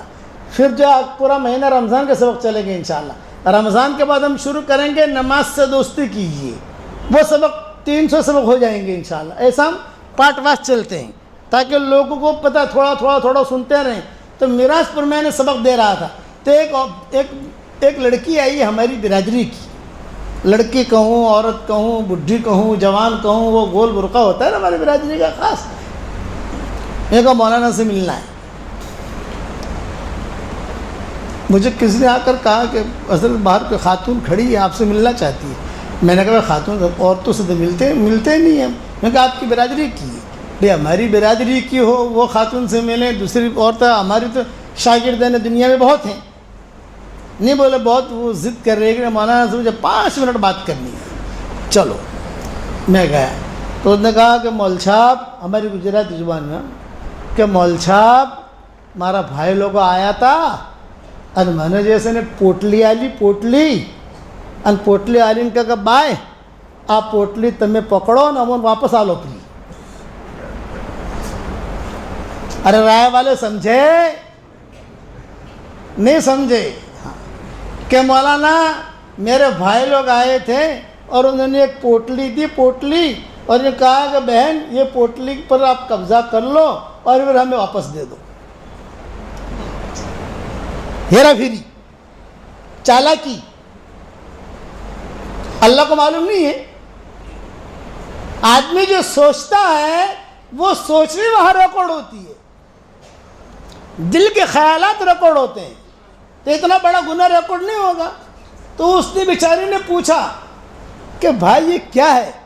یہ پوچھنے کا نہیں, ہم جیسا کہتے ہیں ویسا کرو, پوچھوان دو نا, ہم جے کیے ایسے کرو. اچھا بھائی لے لو. یہ قبضہ کر لیا, واپس دے دیا. بہن تھی بیچاری. پھر بھائی نے چلتے چلتے کیا کہا, آپ کی شادی پر ہم نے خرچ کر لیا, وہ میراث ہو گئی آپ کی. اور یہ بات میں مولانا نے بیان کیا تو ہم نے حساب کتاب کر کے تمہارے کچھ پیسے ہوتے تھے تو اتنے پیسے تو لا نہیں سکتے, تو سونے کے ٹکڑے ہوتے ہیں نا, کچھ ٹکڑے ہوتے ہیں نا سونے کے, 10 گرام کے, 50 گرام کے, 100 گرام کے, ایسا وہ اس کا پیسے بنا کر تاکہ جو ہے نا یہ مولانا عذاب کر دے تو عذاب سے بچ جائیں. تو مجھے کیا کہتی ہے, مول صاحب آویرتے بقائے ہمارے کیا اس طریقے سے میراث ادا ہوتی ہے؟ میں نے کہا نہیں ہوتی ہے ایسے ہی میراث ادا. اس لیے آپ حضرات سے کہتا ہوں کہ آپ جہیز مت دو, کوئی ضروری نہیں ہے. شادی پر خرچ مت کرو, کوئی ضروری نہیں ہے, لیکن میراث ادا کرو. وہ حشر کا میدان میں آدمی کھڑا رہے گا, ارے میں اتنی نمازیں پڑھتا تھا, اتنے بیان کرتا تھا, اتنا قرآن پڑھتا تھا, یہ فرمایا نا اس کا حساب دو آپ. پھر میں نے ان کے بھائیوں کو فون کیا, یہ کہا مولانا میرا نام مت لینا. ارے کو تیرا نام دے لوں گا تو گھبراہٹ کیوں ہے بھائی, میرے مرید ہیں. میں نے کہا دیکھو بھائی میری تمہاری کٹی تو سمجھتے ہو نا, بچپن میں کہتے تھے کٹی, کہ میری تمہاری کٹی, اب میں تمہارے یہاں کھانے نہیں آؤں گا. تمہارے مولانا کیا ہوگا, تم ناراض ہوگا؟ میں نے کہا اس طریقے سے تم اللہ کے حکم کے ساتھ ایسا مذاق کرتے ہو جب کہ اللہ نے دیا ہے تم کو. اس پر ایک قصہ سنو آپ کہ ہمارے شریعت میں بھی عورتوں کو میراث نہیں ملتی تھی مدینہ تک. مکہ میں تو خیر عورتوں کی میراث تھی ہی نہیں, مکہ کا تو سوال ہی نہیں ہے. احکامات تو مدینہ میں نازل ہوئے نا بھائی, جتنے احکامات ہیں میراث کے حکم, نماز روزوں کا حکم, یہ سارے کے سارے یہ مدینہ منورہ میں نازل ہوئے. تو ایک غزوے کے اندر ایک صحابی جن کا نام حدیثوں میں آتا ہے اوس ابن ثابت, یہ شہید ہو گئے. جب شہید ہو گئے تو اوس ابن ثابت کے بھائی یہ آئے بھابھی کے پاس, اور بھابھی کے پاس آ کر کہا کہ بھابھی آپ کی 2 لڑکیاں ہیں اور ایک لڑکا ہے. اوس ابن ثابت کی ایک بیوہ, 2 لڑکیاں چھوٹی تھی اور ایک لڑکا وہ بھی چھوٹا تھا, یہ 4 تھے. تو بھائی کہہ رہے ہیں بھابھی آپ کو تو کچھ ملے گا نہیں اس لیے کہ آپ عورت ہیں, ان 2 لڑکیوں کو کچھ ملے گا نہیں اس لیے کہ لڑکیاں ہیں. لڑکے کو ملے گا لیکن کب ملے گا, جب یہ بڑا ہوگا, ابھی یہ چھوٹا ہے. یہ کہہ کر سارا مال گھر کا اوس ابن ثابت کے بھائی جو ہے وہ لے گئے. کھجور بھی لے گئے, کھانا بھی لے گئے, پنیر بھی لے گئے, سب. اب بیچاری یہ بیوہ گھر میں اکیلی ہے. اوس ابن ثابت شہید ہو گئے. کس کو کہے یہ دکھڑا, کس کو سنائے؟ اتفاق ایسا ہوا کہ حضور صلی اللہ علیہ وسلم کا 1-2 دن میں ان کے گلی سے گزر ہوا, کسی اور کام سے, ان لوگوں سے ملنے کے لیے نہیں. آپ صلی اللہ علیہ وسلم کسی گلی سے جب گزرتے تھے تو مدینہ منورہ میں یہ آواز لگائی جاتی تھی، جا رسول اللہ، جا رسول اللہ، جا رسول اللہ، یعنی بچے کہتے تھے جا رسول اللہ، تو پورا علاقہ، پورے گلی والے، پورے مدینہ والے جمع ہو جاتے تھے۔ تو یہ اوس ابن ثابت کی بیوہ نے بھی سنا حضور آ رہے ہیں، اچھا، تو اس نے فوراً اپنی بچیوں کو تیار کیا، اور اپنا بیٹا بھی چھوٹا سا بچہ تھا اس کو بھی تیار کیا، اور بعض کتابوں میں لکھا ہے کہ بچیوں کو پردے کے باہر بٹھا دیا، بچے کو بھی بٹھا دیا، یہ پردے کے اندر رہی، اور بعض کتابوں میں یہ ہے کہ خود پردے کے اندر رہی۔ حضور جب قریب سے گزرے تو اس نے کہا السلام علیکم یا رسول اللہ، آپ کھڑے رہے، وعلیکم السلام، کون ہو؟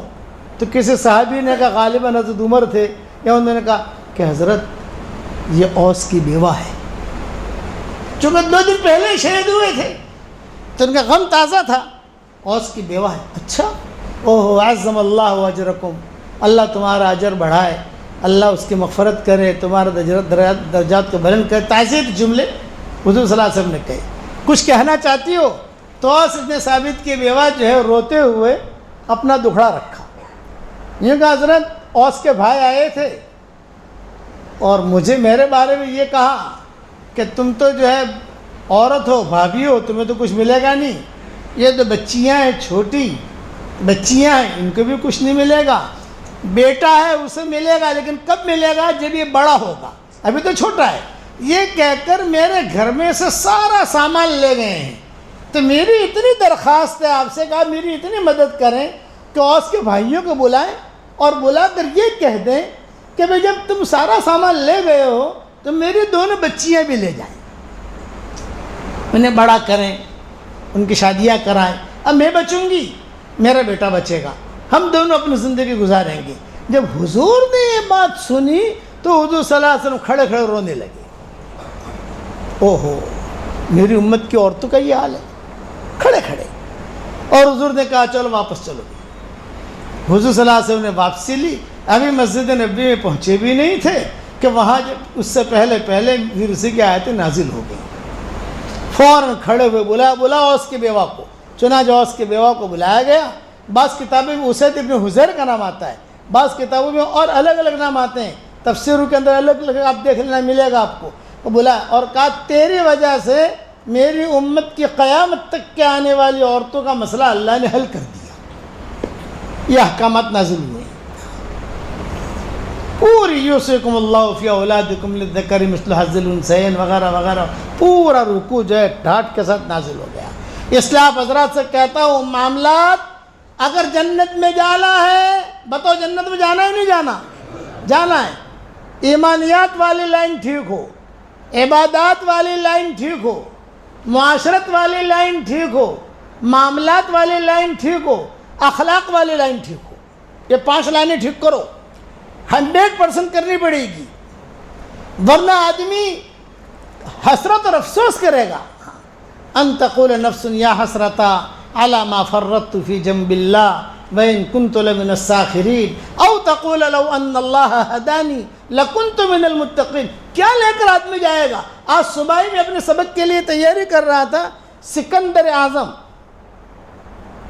ایک لڑکا تھا، اس کا کتابوں میں لکھا، باقی کوئی لڑکا تھا نہیں، پھر وہ بنا بادشاہ، اس کا فتوحات کرتا گیا کرتا گیا کرتا گیا کرتا گیا، باپ کی جگہ سنبھالتا گیا، لیکن جب موت نے اسے پکڑا ہے تو کتابوں میں لکھا ہے کہ جیسے خادم نوکر آدمی کمرے میں کیسے مر جاتا ہے، اس طریقے سے وہ آدمی مر گیا، کوئی وارث بھی نہیں۔ چنانچہ اس کے جو جنرل تھے، جو فوجی افسران وغیرہ، انہوں نے حکومت آپس سے بانٹ لی، بھئی کہ یہ گاؤں تیرے، یہ گاؤں میرے، یہ گاؤں تیرے۔ تو کہتے تھے کہ کیا لے کر گیا وہ آدمی؟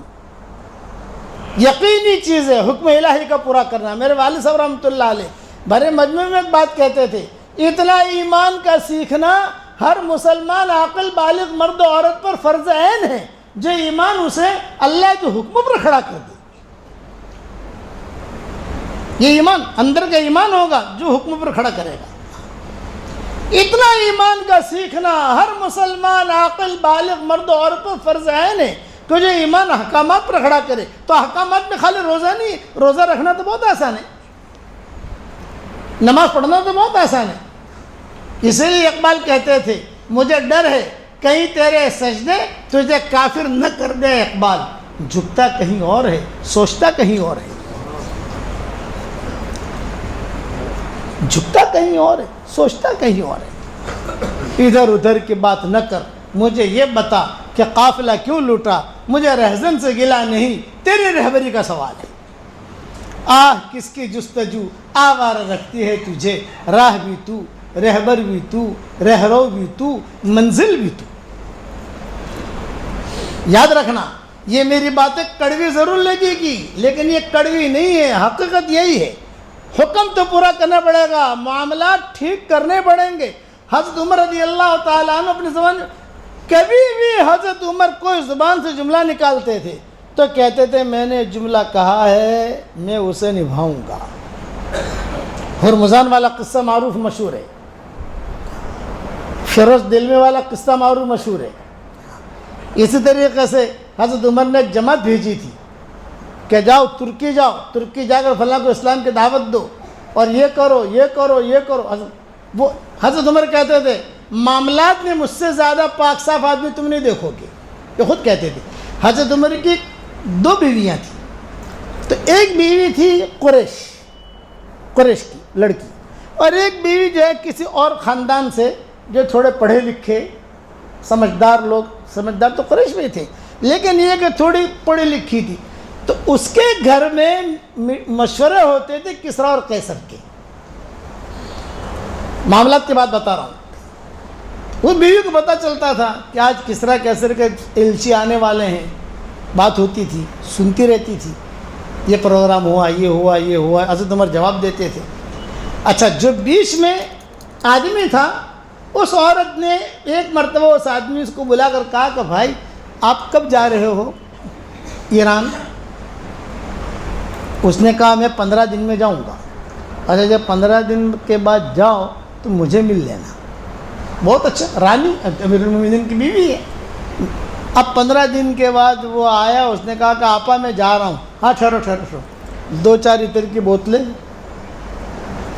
2-4 ایک تھوڑی سی کھجوریں وہ بیوی نے دی اور یوں کہا کہ کسریٰ کی بیوی کو میری طرف سے ہدیہ دے دینا. بہت اچھا. ابھی تو ایلچی تھا, پہنچا وہاں جا کر پہنچا. ابھی کس نے دیا؟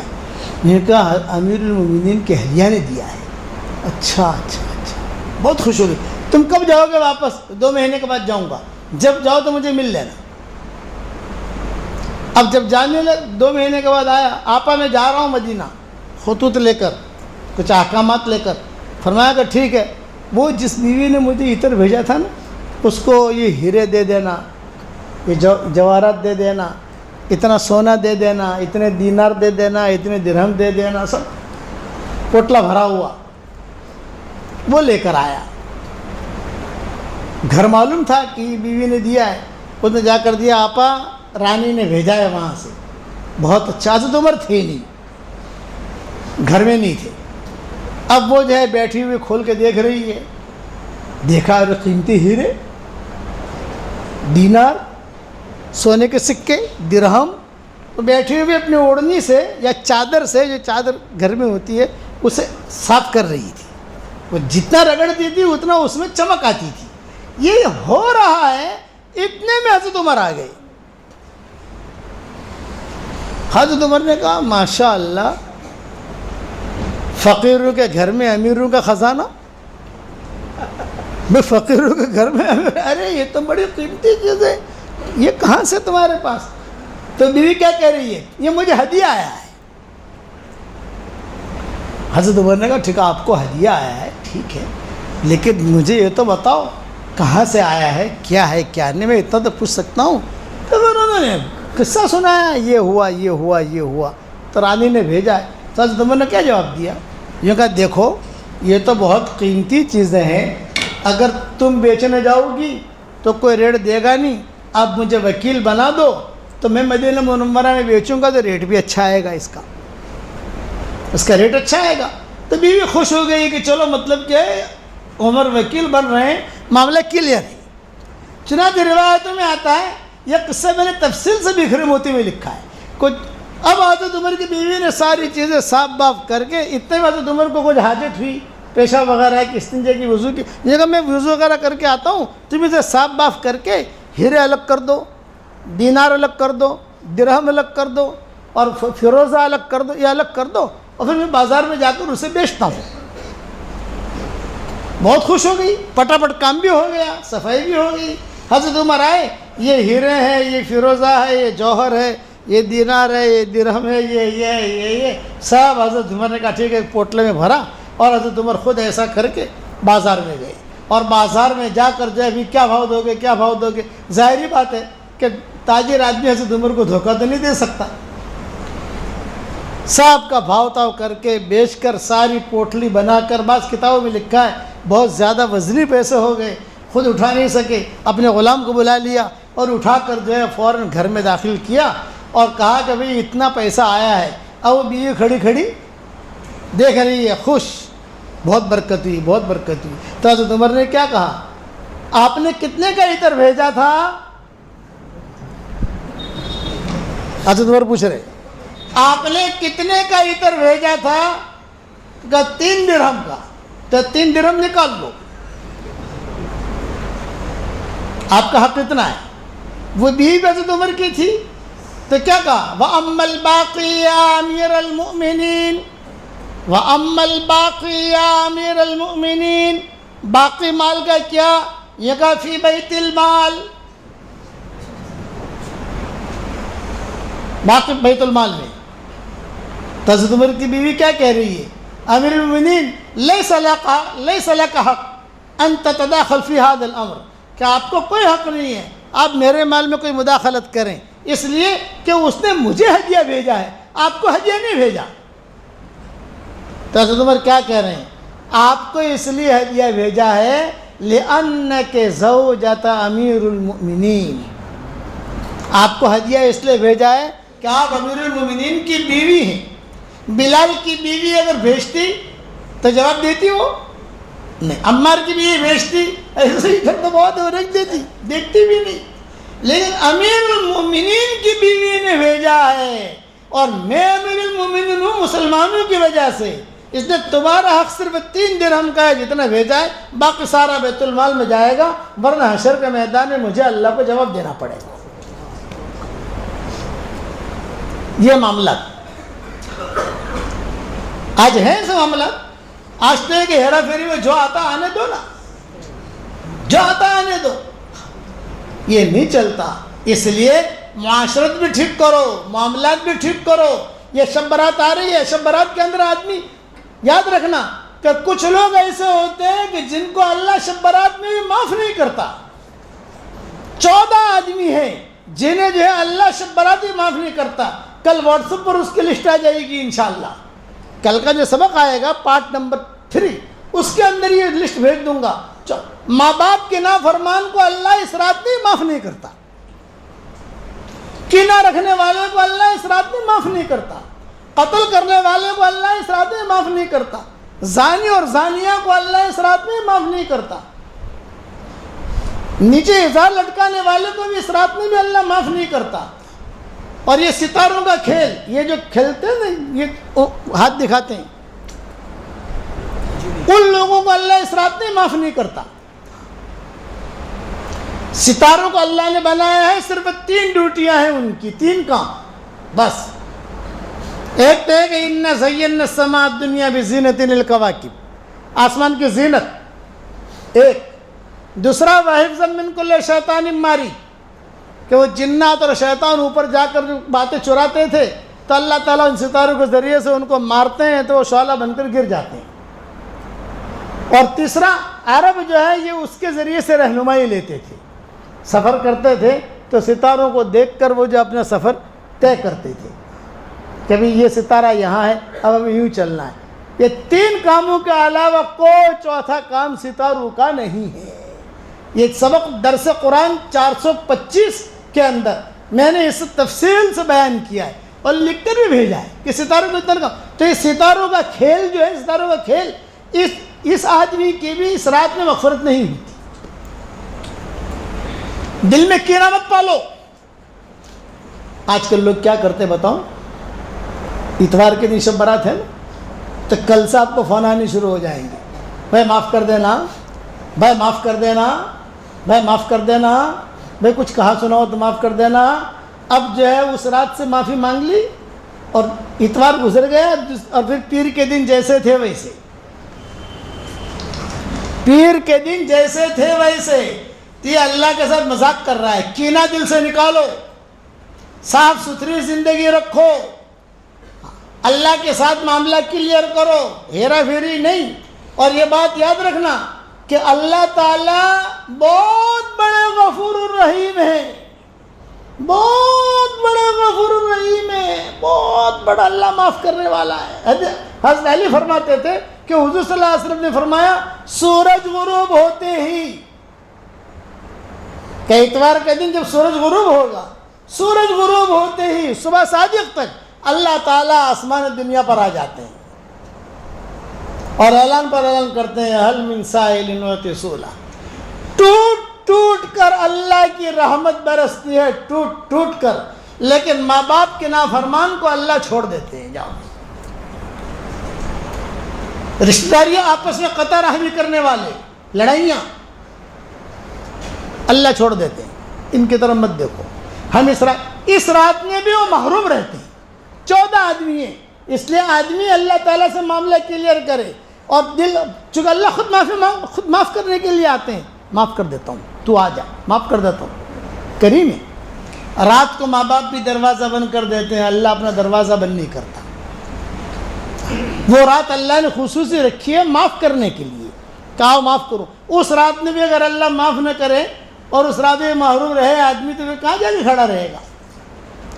اس لیے نماز پڑھنا اس رات میں، عبادتیں کرنا، انفرادی عبادتیں کرنا، نہ کر سکو تو لیٹے لیٹے اللہ اللہ تو کر سکتے ہو بھائی. عشاء کی نماز جماعت کے ساتھ پڑھ لو، فجر کی نماز جماعت کے ساتھ پڑھ لو، تو تمہاری جو ہے پوری رات عبادت کا ثواب ملے گا. اور کچھ پتہ نہیں ہمارا نام، سمجھ گئے؟ جب لسٹ بنے گی کچھ پتہ نہیں آئندہ سال ہم رہتے ہیں نہیں رہتے. کتابوں میں لکھا ہے آدمی شادیاں کرتا ہے، تیاریاں کرتا ہے اور کپڑے خریدتا ہے. جس دکان سے اپنے شادی کا جوڑا خریدتا ہے اسی دکان میں اس کے کفن کا کپڑا تیار ہوتا ہے، اسے پتہ نہیں ہوتا. اسی دکان میں، اور شادی کر کے ابھی پہنچتا بھی نہیں ہے اور اس کا جنازے کی خبر آتی ہے کہ اس کا انتقال ہو گیا. اس لیے معافی مانگو. اور ایک بات آخر میں عرض کرتا ہوں، کتنی شعبانیں گزر گئی ہم پر، کتنے رمضان گزر گئے ہماری زندگی میں. تھوڑا پیچھے جاؤ، سوچو کہ کتنے شعبان گزر گئی، کتنے رمضان گزر گئے، کتنے حج گزر گئے، کتنے اجتماعات ہم نے کیے، کتنی مرتبہ چلے دیے، کتنی مرتبہ 3 چلے دیے، کتنی مرتبہ مسجد میں آئے، کتنی مرتبہ کیا کیا. لیکن جہاں ہم تھے وہیں ہیں. اور نبی کو ہم سے کتنی محبت. ایک حدیث سنا کر بات ختم کروں. نبی کو کتنی محبت. ہر نبی کو ایک دعا کا ایک چانس ملا، ہر نبی کے لیے. حدیث شریف میں آتا ہے ہر نبی کو کہا گیا بس تمہارا ایک چانس ہے، مانگ لو، جو مانگو گے تمہیں مل جائے گا. تو یہی چانس حضور صلی اللہ علیہ وسلم کا. حضرت جبریل آئے، حضرت آپ کا چانس ہے، جو مانگنا ہے مانگ لیجئے، اللہ دے دے گا. ہر نبی نے مانگ لیا. یعنی ہم یہ نہیں کہیں گے، وہ دعا کیسی، آپ کہو یہ پہاڑ سونے کا بن جائے گا، آپ کہو کہ مجھے اتنے ہیرے چاہیے گھر بھر کر مل جائیں گے آپ کو، جو مانگو گے ملے گا. تو ہر نبی کے پاس گئے تو ہر نبی نے مانگ لیا، دے دیا، لے لو لے لو لے لو. اب باری آئی اخیر میں حضور صلی اللہ علیہ وسلم کی. تو جبریل علیہ السلام نے کہا کہ حضرت ایک خاص آفر لے کر آیا ہوں. آفر سمجھ گئے نا؟ ایک خاص آفر. بتاؤ کیا؟ یوں کہا ہر نبی کو ایک چانس ملا تھا، انہوں نے دعا مانگ لی اور ان کی دعا قبول کی گئی. اب آپ کا بھی چانس ہے، جو مانگو آپ کو مل جائے گا. تو آپ نے جواب کیا دیا؟ جبریل، یہ میری جو آفر ہے، جو میرا حق ہے دعا، تو کیا زمین پر مانگنا ضروری ہے؟ کسی نبی نے سوال نہیں کیا جو حضور نے کیا. کیا زمین پر مانگنا ضروری ہے؟ جبریل نے کہا یہ تو مجھے پتہ نہیں ہے، کہا پوچھ کیا ہو؟ اب اللہ کے پاس گئے، اللہ پاک ہر نبی کے پاس گیا، کسی نے سوال تو کیا نہیں، یہ سوال تو نبی جی نے کیا ہے، کیا زمین پر مانگنا ضروری ہے؟ اللہ نے کہا نہیں نہیں، آپ کا حق ہے، زمین میں مانگو، آسمان میں پر مانگو، آخرت میں مانگو۔ اب جب وہ جبریل آئے، فرمایا حضرت آپ کو اختیار ہے، آپ جہاں مانگنا چاہو۔ تو آپ نے فرمایا نہیں مانگتا، اسٹاک، میرا یہ حق اسٹاک میں رکھ لیجئے، میں نہیں مانگتا، آخرت میں مانگوں گا۔ یہ محبت تھی۔ صحابہ نے پوچھا حضرت آخرت میں کیا مانگو گے؟ یہ فرمایا میری ساری امت کو جنت میں لے جاؤں گا۔ یہ کتنی محبت ہے، نہیں مانگا۔ صحیح حدیثوں میں یہ حدیثیں آتی ہیں، صحیح روایتوں کے اندر، کوئی اس پر انگلی نہیں رکھ سکتا۔ ہر نبی نے اپنا حق مانگا، حضور نے اپنا حق یہ کہا میرا حق ہے، میں نہیں مانگتا۔ حالانکہ مانگ سکتے تھے، فاطمہ کے لیے مانگ سکتے تھے، عائشہ کے لیے مانگ سکتے تھے، میمونہ کے لیے مانگ سکتے تھے، جویریہ کے لیے مانگ سکتے تھے، حسن حسین کے لیے مانگ سکتے تھے، نہ، میں نہیں مانگتا، میں تو میرے پاس ہے۔ صحابہ نے پوچھا کہ پھر کیا کریں گے آپ؟ کیا کام؟ حشر کا میدان میں میری ساری امت کو جنت میں لے جاؤں گا۔ انتقال کا وقت قریب آیا، سارے فرشتے تیار ہیں، اسرائیل علیہ السلام باہر کھڑے ہیں، سارے فرشتے، ٹیم پوری۔ نبی کے پاس تو بغیر اجازت کے جا نہیں سکتے۔ جبریل علیہ السلام آئے، اپنی امت سے محبت۔ آج نبی جتنا ہم سے محبت کرتا ہے ہم نہیں کرتے، نام کی محبت کرتے ہیں ہم۔ نماز میں بھی آدمی اللہ ماں فرمائے جھوٹ بولتا ہے، ایاک نعبد و ایاک نستعین، روزانہ ہم کہتے ہیں، دل سے پوچھو سچ کہہ رہا ہوں میں؟ آدمی دل سے پوچھے کہ میں روزانہ اللہ سے کہتا ہوں کہ تیری عبادت کرتا ہوں، تیری سے مدد مانگتا ہوں، کیا یہ دل سے کہتا ہوں کہ خالی زبان سے کہتا ہوں؟ تھوڑا سا آدمی سوچے کہ کتنے شعبان گزر گئے، کتنے رمضان گزر گئے، جہاں کھڑے تھے وہیں کھڑے۔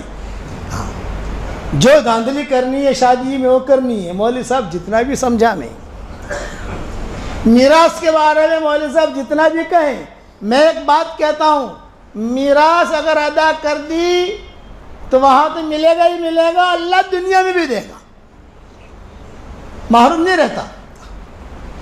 عمر ابن عبدالعزیز کی بیٹیاں غریب تھی، کتابوں میں لکھا ہے، تو عمر ابن عبدالعزیز کا جب انتقال، عبداللہ بن مسعود کا انتقال کے وقت میں وہی بات کہی تھی انہوں نے، یہی بات عمر ابن عبدالعزیز کے انتقال پر بھی یہ قصہ ہوا ہے۔ ایک عبداللہ بن مسعود کے انتقال پر قصہ ہوا اور ایک عمر ابن عبدالعزیز کے انتقال پر۔ یوں کہا کہ اپنے بیٹوں کے لیے کیا چھوڑا؟ یوں فرمایا میں نے میرے سارے بیٹوں کو سورہ واقعہ پڑھا دیے، سورہ واقعہ سکھا دیے، رات کے وقت میں سورہ واقعہ پڑھ لیتے ہیں، میرے بیٹے کبھی فاقوں میں نہیں آ سکتے، سب کو میں نے دین سکھایا ہے۔ چنانچہ کتابوں میں لکھا ہے کہ ان کی جتنی بیٹیاں تھیں بڑے بڑے امیروں کے ساتھ ان کی نکاح ہوئی، کسی وزیر کے ساتھ نکاح ہوا، کسی امیر کے ساتھ نکاح ہوا، اور اللہ تعالیٰ نے ان کو چمکایا۔ اس لیے میراث ادا کرنے کی کوشش کرو گے انشاءاللہ اللہ راضی ہو جائے گا۔ اللہ راضی ہو گیا، ہمارا بیڑا پار۔ حضور ہم سے محبت تھی۔ جبریل علیہ السلام آئے۔ جبریل کیوں آئے ہو؟ حضرت اللہ نے آپ کو بلایا ہے۔ ہاں بہت اچھا، مجھے بھی اللہ سے محبت ہے، مجھے بھی جانا ہے، لیکن میری امت کے بارے میں کیا ہوگا، تھوڑا اس کا خلاصہ ہو جائے۔ اچھا اللہ پاک میں جاتا ہوں آسمانوں پر، اللہ پاک نبی جی کہہ رہے ہیں میری امت کا کیا ہوگا، تو اللہ کیا جواب دے رہے ہیں؟ نبی جی کو میرا سلام کہنا اور یہ کہنا اپنی امت کے بارے میں ٹینشن نہ لیں، فکر نہ کریں، آپ کی امت کے بارے میں میرا وعدہ ہے۔ کون وعدہ کر رہا ہے بھائی؟ اللہ۔ آپ کی امت کے بارے میں میرا وعدہ ہے کہ میں آپ کو خوش کر دوں گا۔ واپس آئے تو واپس آ کر پھر کہا کہ حضرت یہ کہا ہے، اب میں تیار ہوں۔ یہ محبت ہے۔ احد سے واپسی پر، غزوہ احد نہیں، فتح حجۃ الوداع سے جب واپس آئے ہیں اور طبیعت خراب ہونی شروع ہوئی تو حضور نے فرمایا ابو بکر اور عمر سے، فرمایا کہ میرا ارادہ ہے میں بقی میں جاؤں، ان کو سلام کروں، یہ احد والوں کے پاس جاؤں، ان کو سلام کروں. تو انتظام کیا، واپس وہاں لے گئے. وہاں پھر واپس جب آ رہے تھے تو حضور نے فرمایا ابو بکر سے، ابو بکر میرے بھائی مجھے بہت یاد آ رہے ہیں، میرے بھائیوں سے ملاقات ہو تو میرا سلام کہنا. آپ صدیق اکبر نے کہا السنا اخوانک یا رسول اللہ، ہم آپ کے بھائی نہیں ہیں. آپ نے فرمایا انتم لستم اخوانی بل انتم اصحابی، تم میرے بھائی نہیں ہو، تم تو میرے ساتھی ہو. میرے بھائی وہ ہیں، میری بہنیں وہ ہیں جنہوں نے مجھے دیکھا نہیں ہے اور میری بات سنی، لبے کے اگر قدم اٹھا دیا، ان تک جب تم پہنچو تو میرا سلام کہنا. حضور نے ہم کو اپنا بھائی بنایا. کتنا درجہ ہے. اس لیے میرے پیارے بھائیوں، دوست، بزرگوں، سارا مجمع یہ نیت کرے کہ اب یہ رات جو آ رہی ہے، یہ رات ہم سب کی زندگیاں بدلنے کا ذریعہ بنے. زندگیاں بدلو. دیکھو ہندوستان کی تقدیر اللہ بدل رہا ہے، حالات دیکھ رہے ہو. تو دنیا کی تقدیر اللہ بدل رہا ہے، حالات دیکھ رہے ہو. ہندوستان کی تقدیر 10 گنا اللہ بدل رہا ہے، حالات دیکھ رہے ہو. لیکن وہ زیادہ نعرے لگانے سے اور یہ کرنے سے کچھ ہوتا نہیں ہے. اوپر والے نظام کو ٹھیک کرو، اوپر کا نظام ٹھیک کرو. زمین پر جو کچھ ہوتا ہے اس کے فیصلے پہلے آسمانوں پر ہوتے ہیں، اس کے بعد اس کا ظہور زمین پر ہوتا ہے. اس کے لیے نیکیاں کرنا ہے، اعمال صالحہ کرنا ہے. سب تیار ہو انشاءاللہ؟ اس کے لیے ہم آواز لگاتے ہیں. کیا آواز لگاتے ہیں؟ اللہ کے راستے میں نکلو، اللہ کے راستے میں نکالو. خوب کوشش کرو. نکلو گے انشاءاللہ بھائی؟ بھئی یہاں سے کتنے جماعتیں نکل رہی ہیں؟ مولانا عبداللہ وحید صاحب ہیں، عبداللہ صاحب. یہاں سے چلے کی جماعت نکلتی نہیں نکلتی؟ رمضان کے بعد چلے کی جماعت ایک. اچھا، اور کیا کہہ رہے ہیں؟ سال بھر میں 5 جماعتیں اور 3 چلے کی بھی نکلتی ہے. اچھا، آپ لوگ ارادہ کرو 3 چلہ نکلیں گے انشاءاللہ. کہو. آپ کے یہاں تو ماشاءاللہ اجتماع بھی ہو گیا، شاندار جاندار مالدار اجتماع بھی ہو گیا تمہارے یہاں تو ماشاءاللہ. تو نکلو گے تو انشاءاللہ. اب آخر میں آپ لوگوں کو ہدیہ دینا چاہتا ہوں. رائے والوں ہدیہ دوں؟ آواز ڈھیلی ہے، رائے والوں کو سمجھ میں نہیں آتی اردو. ارے ہدیہ دوں؟ دیکھو میں آپ کو میری طرف سے ہدیہ دے رہا ہوں. انشاءاللہ آپ کی ساری دعائیں قبول ہوں گی، آپ کی ساری حاجتیں پوری ہوں گی. اور وہ ہدیے کا نام ہے جاندار، شاندار، مالدار، دیندار. کتنے نام ہے بھائی؟ 4. جاندار، شاندار، مالدار، دیندار. اور وہ کیا ہدیہ ہے؟ وہ یہ کہ 24 گھنٹے میں روزانہ 100 مرتبہ سورہ اخلاص پڑھنے کی عادت ڈال دو. سورہ اخلاص، قل هو اللہ احد اللہ الصمد لم یلد ولم یولد ولم یکن لہ کفوا احد. کتنی مرتبہ پڑھنا ہے بھائی؟ 100 مرتبہ. ایک ساتھ پڑھنے کی ضرورت نہیں ہے. ہر فرض نماز کے بعد 20 مرتبہ پڑھ لو تو ہو جائے گا. اگر ہر فرض نماز کے بعد نہیں پڑھ سکتے تو مائیں بہنیں روٹی بناتے پکاتے پڑھ لے، آپ جو کار چلاتے چلاتے پڑھ لے. 24 گھنٹے میں 100 کا کوٹا پورا ہونا چاہیے. اور ہر مرتبہ بسم اللہ الرحمن الرحیم پڑھنا بھی ضروری نہیں ہے. پڑھ لو تو ٹھیک، نہ پڑھو تو ٹھیک، کوئی حرج نہیں ہے. پڑھو گے انشاءاللہ. اس کے بعد جو دعا مانگو گے اللہ تعالیٰ دعا قبول کرے گا. آپ مجھے یاد کرو گے کہ مولانا نے مجھے کیا دیا. حدیث شریف میں آتا ہے 10 مرتبہ اگر کوئی سورہ اخلاص پڑھ لے تو جنت میں ایک محل تیار ہو جاتا ہے. 100 مرتبہ ہم روزانہ پڑھیں گے، کتنے محل تیار ہوں گے بھائی؟ 10 محل تیار ہوں گے. تو روزانہ میں میرے والد صاحب کو کہتا تھا ابا روزانہ 10 بنگلے، اتنے بنگلے کیا کریں گے اپن؟ تو ابا کہتے تھے بیٹا یہ تو وہاں جا کے پتہ چلے گا کیا کریں گے. اور پھر کبھی کبھی مذاق میں کہتے تھے ارے تو پڑھتا رہے، جو اللہ جنت میں بنگلے دے سکتا ہے وہ اللہ بمبئی میں بھی دے سکتا ہے. جب جنت میں اللہ تعالیٰ دے رہا ہے تو پڑھتا رہے. 10-15 بنگلے یہ جنت میں بھی اللہ اتار، جہاں بمبئی میں اتار لے گا. تو آپ پڑھتے رہو تو آپ کے لیے انشاءاللہ رائے بنگلے اتر جائیں گے انشاءاللہ. پڑھو گے انشاءاللہ. اب یہ میری تصویر ہے، یہ بھی جاندار، شاندار، مالدار، دیندار ہے۔ اس تصویر کا کیا نام؟ جاندار، شاندار، مالدار، دیندار۔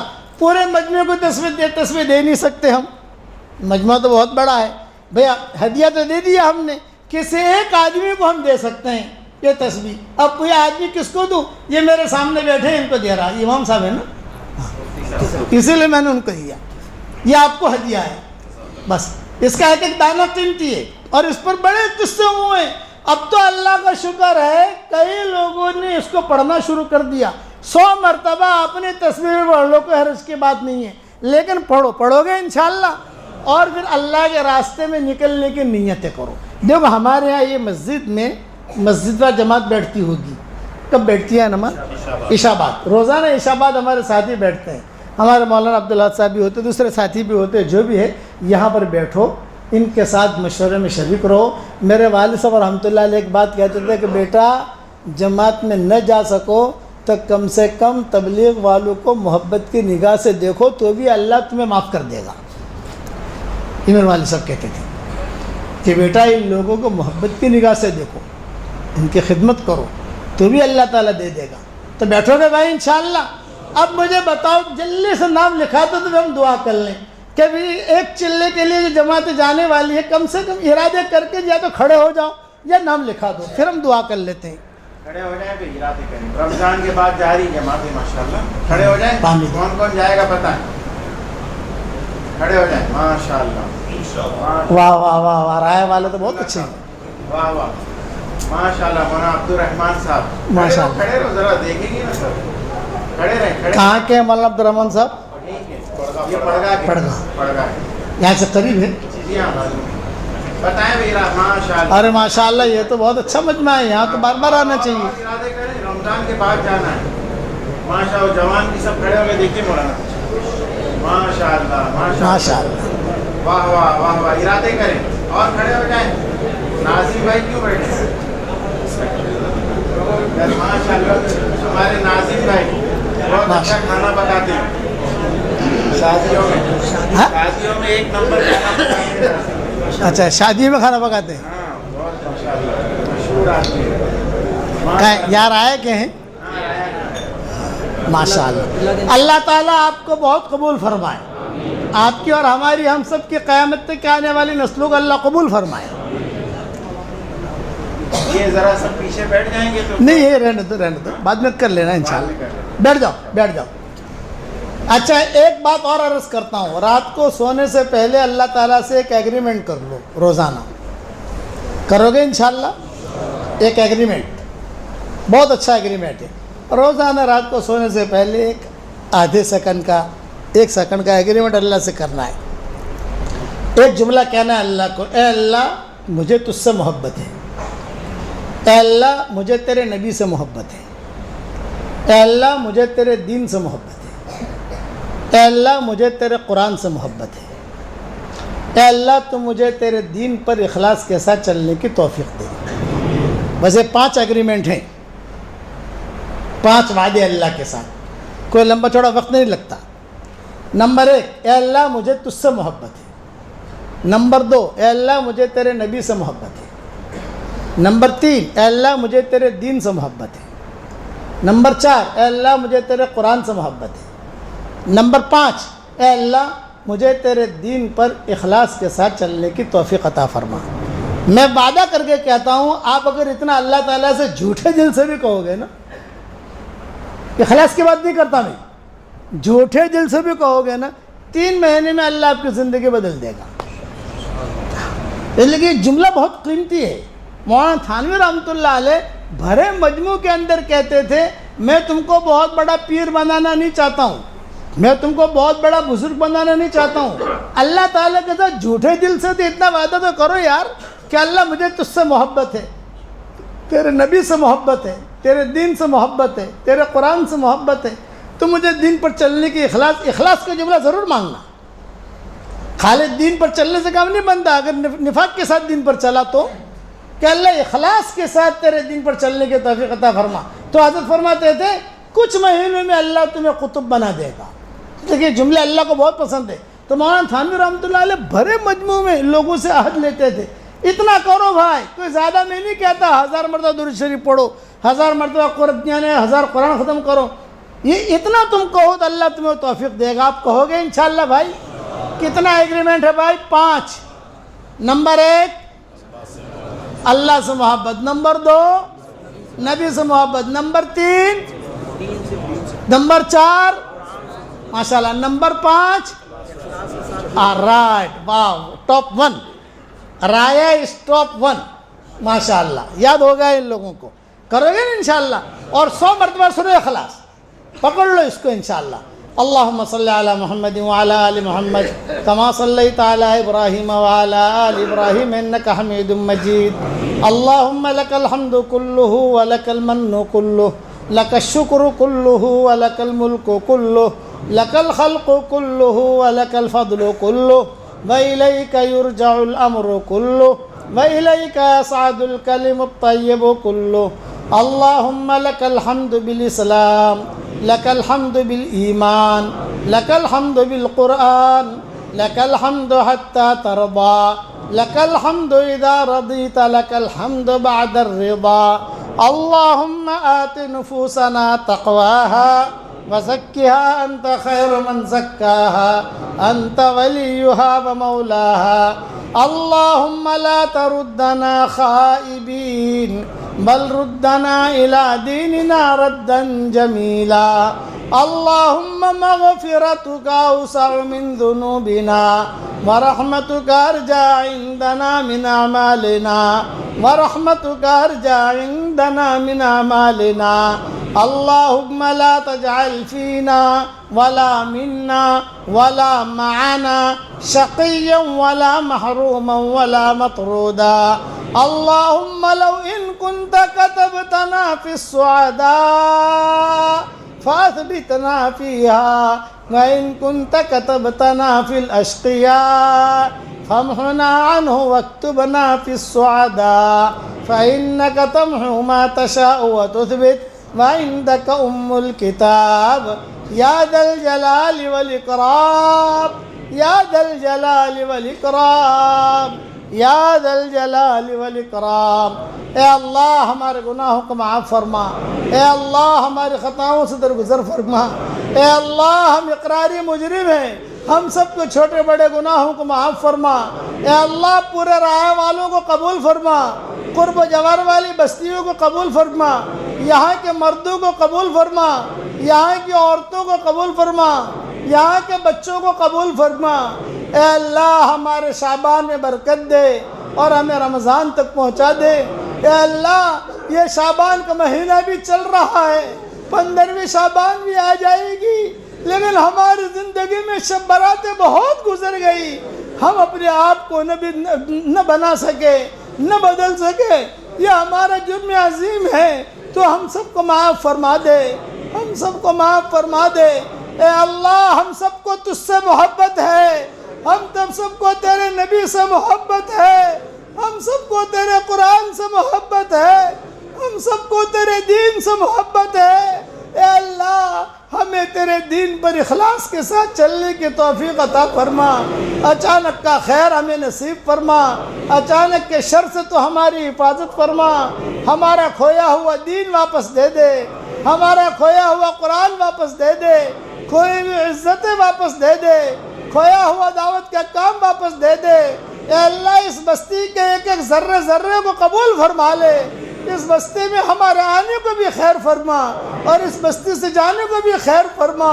اے اللہ ہر شر سے اس بستی کی حفاظت فرما۔ اے اللہ میراث ادا کرنے کی تو ہم سب کو توفیق عطا فرما، میراث ادا کرنے کی تو ہم سب کو توفیق عطا فرما۔ اے اللہ تیری مخلوق میں سے جو پریشان ہو ان کے پریشانیوں کو دور فرما، اور تیری مخلوق میں سے جس کی جو حاجت ہو اے اللہ اس کے حاجت کو تو پورا فرما۔ اے اللہ جو کام کرنے سے آپ خوش ہوتے ہوں وہ کام کرنے کی ہمیں توفیق عطا فرما، جو کام کرنے سے آپ ناراض ہوتے ہوں ہمیں بچنے کی توفیق عطا فرما۔ حلال مال و منال کے دروازے کشادہ فرما، حلال مال و منال کے دروازے کشادہ فرما، حلال مال و منال کے دروازے عافیت سے کشادہ فرما۔ اے اللہ پاک صاف روزی ہمارے پیٹوں میں داخل فرما، مشتبہ روزی سے تو ہماری حفاظت فرما۔ اے اللہ یہ مجمع جو آمین کہہ رہا ہے، جس کرم سے آپ نے ہمیں رائے کے جامع مسجد میں جمع کیا ہے، تیرے اسی کرم سے جنت الفردوس میں تیرے نبی کے پڑوس میں ہماری قیامت تک کی آنے والی نسلوں کے ساتھ تو ہم سب کو جمع فرما دے، تو ہم سب کو جمع فرما دے۔ میری اس دعا پر دنیا میں جہاں کہیں آمین کہی جائے ان کے لیے بھی یہ دعا قبول فرما، ہمارے لیے بھی یہ دعا قبول فرما۔ اے اللہ ہواؤں کے ساتھ جو خیریں آتی ہیں وہ خیریں ہمارے لیے مقدر فرما، ہواؤں کے ساتھ جو شر آتا ہے اس شر سے تو ہماری حفاظت فرما۔ ان ساری بستیوں کو قبول فرما، ان کی بچیوں کو قبول فرما، ان کی عورتوں کو قبول فرما، ان کے پوتے پوتیوں کو قبول فرما، بیٹے بیٹیوں کو قبول فرما، نواز نواسیوں کو قبول فرما۔ اے اللہ انسانوں کی ہدایت کے فیصلے فرما اور جناتوں کی ہدایت کے فیصلے فرما۔ اے اللہ جو بیماریاں ان بیماریوں سے تو سب کی حفاظت فرما۔ اے اللہ اقوام عالم کی ہدایت کے فیصلے فرما۔ اے اللہ میری تشکیل پر جو روزانہ کم سے کم 100 مرتبہ سورہ اخلاص پڑھنے کی عادت ڈال دے، اے اللہ اس کی ساری دعاؤں کو قبول فرما اور اس کی ساری پریشانیوں کو دور فرما اور اس کی ساری حاجتوں کا تو غیب سے تکفل فرما۔ اے اللہ فضل کرے تو چھٹیاں، عدل کرے تو لٹیاں، ہمارے ساتھ فضل کا معاملہ فرما دے، ہمارے ساتھ فضل کا معاملہ فرما، عدل اور انصاف کا معاملہ نہ فرما۔ اس راتوں کی قدر کرنے کی تو ہمیں توفیق عطا فرما۔ اے اللہ جس نے بھی مجھ سے دعاؤں کے لیے کہا ہو، دعاؤں کے لیے خطوط میں لکھا ہو، جن کا ہم پر کسی قسم کا حق اور احسان ہو، یا جو ہمیں اپنی دعاؤں میں یاد کرتے رہتے ہوں، یا مائیں بہنیں ہمیں اپنی دعاؤں میں یاد کرتی رہتی ہوں، ہماری ساری دعاؤں میں ان کا پورا پورا حصہ نصیب فرما۔ اے اللہ جو مانگا وہ عطا فرما، مانگنے سے رہ گیا وہ عطا فرما۔ یہ مجمع جو آمین کہہ رہا ہے، کسی کے باپ کا انتقال ہو چکا ہے، کسی کی ماں کا انتقال ہو چکا ہے، کسی کی ماں اور باپ دونوں کا انتقال ہو چکا ہے، وہ قبروں میں انتظار میں ہے کہ کوئی ہمارے لیے بھی دعا کرتا ہے کہ نہیں کرتا۔ اے اللہ ہمارے ماں باپ کی مغفرت فرما، ہمارے ماں باپ کی مغفرت فرما، ہمارے ماں باپ کی مغفرت فرما، ان کی ہڈی ہڈی کو جنت نصیب فرما۔ اے اللہ اس مجلس میں فرشتے بھی موجود ہیں، آسمان تک فرشتے ہیں۔ اے اس مجلس کے فرشتوں، اے اس مجلس کے فرشتوں، ہمارا رب ہم سے روٹھا ہوا ہے، ہمارا رب ہم سے روٹھا ہوا ہے۔ اے اللہ تو اس امت سے کب تک روٹھا رہے گا؟ تو اس امت سے کب تک روٹھا رہے گا؟ اے اللہ اس امت کی شام کو صبح سے بدل دے، اس امت کی شام کو صبح سے بدل دے۔ یہ تیرے محبوب کی امت ہے۔ اے اللہ تیرے نبی کے بھائی بہن جمع ہوئے ہیں، تیرے نبی کے بھائی بہن جمع ہوئے ہیں، تیرے نبی کے بھائی بہنوں پر کرم کا رحم کا معاملہ فرما۔ یہ صحابہ کی روحانی بیٹے بیٹیاں ہیں، اے اللہ تو ان پر رحم کا معاملہ فرما۔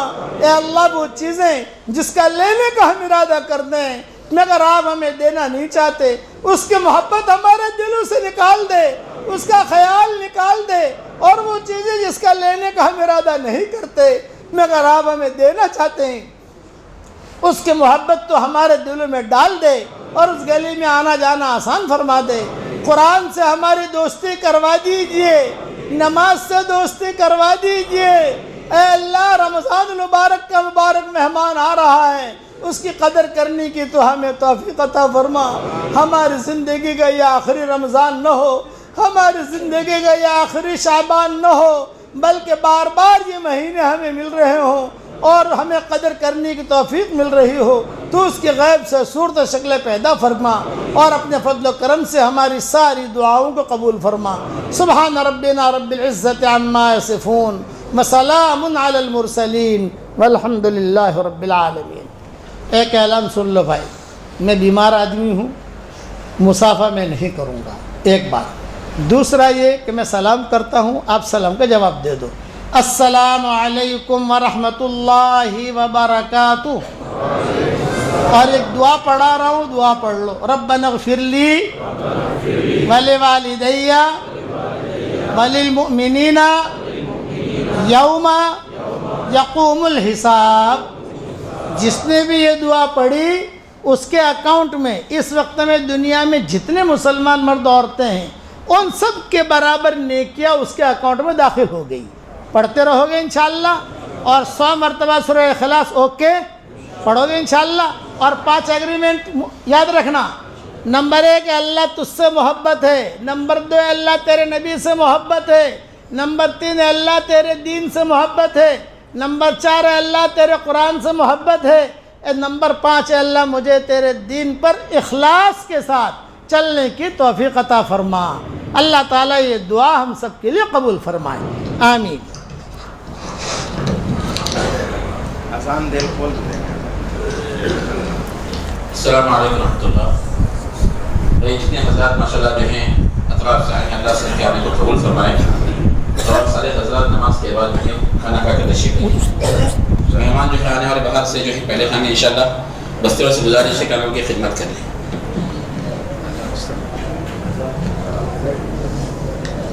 Hablando de eso.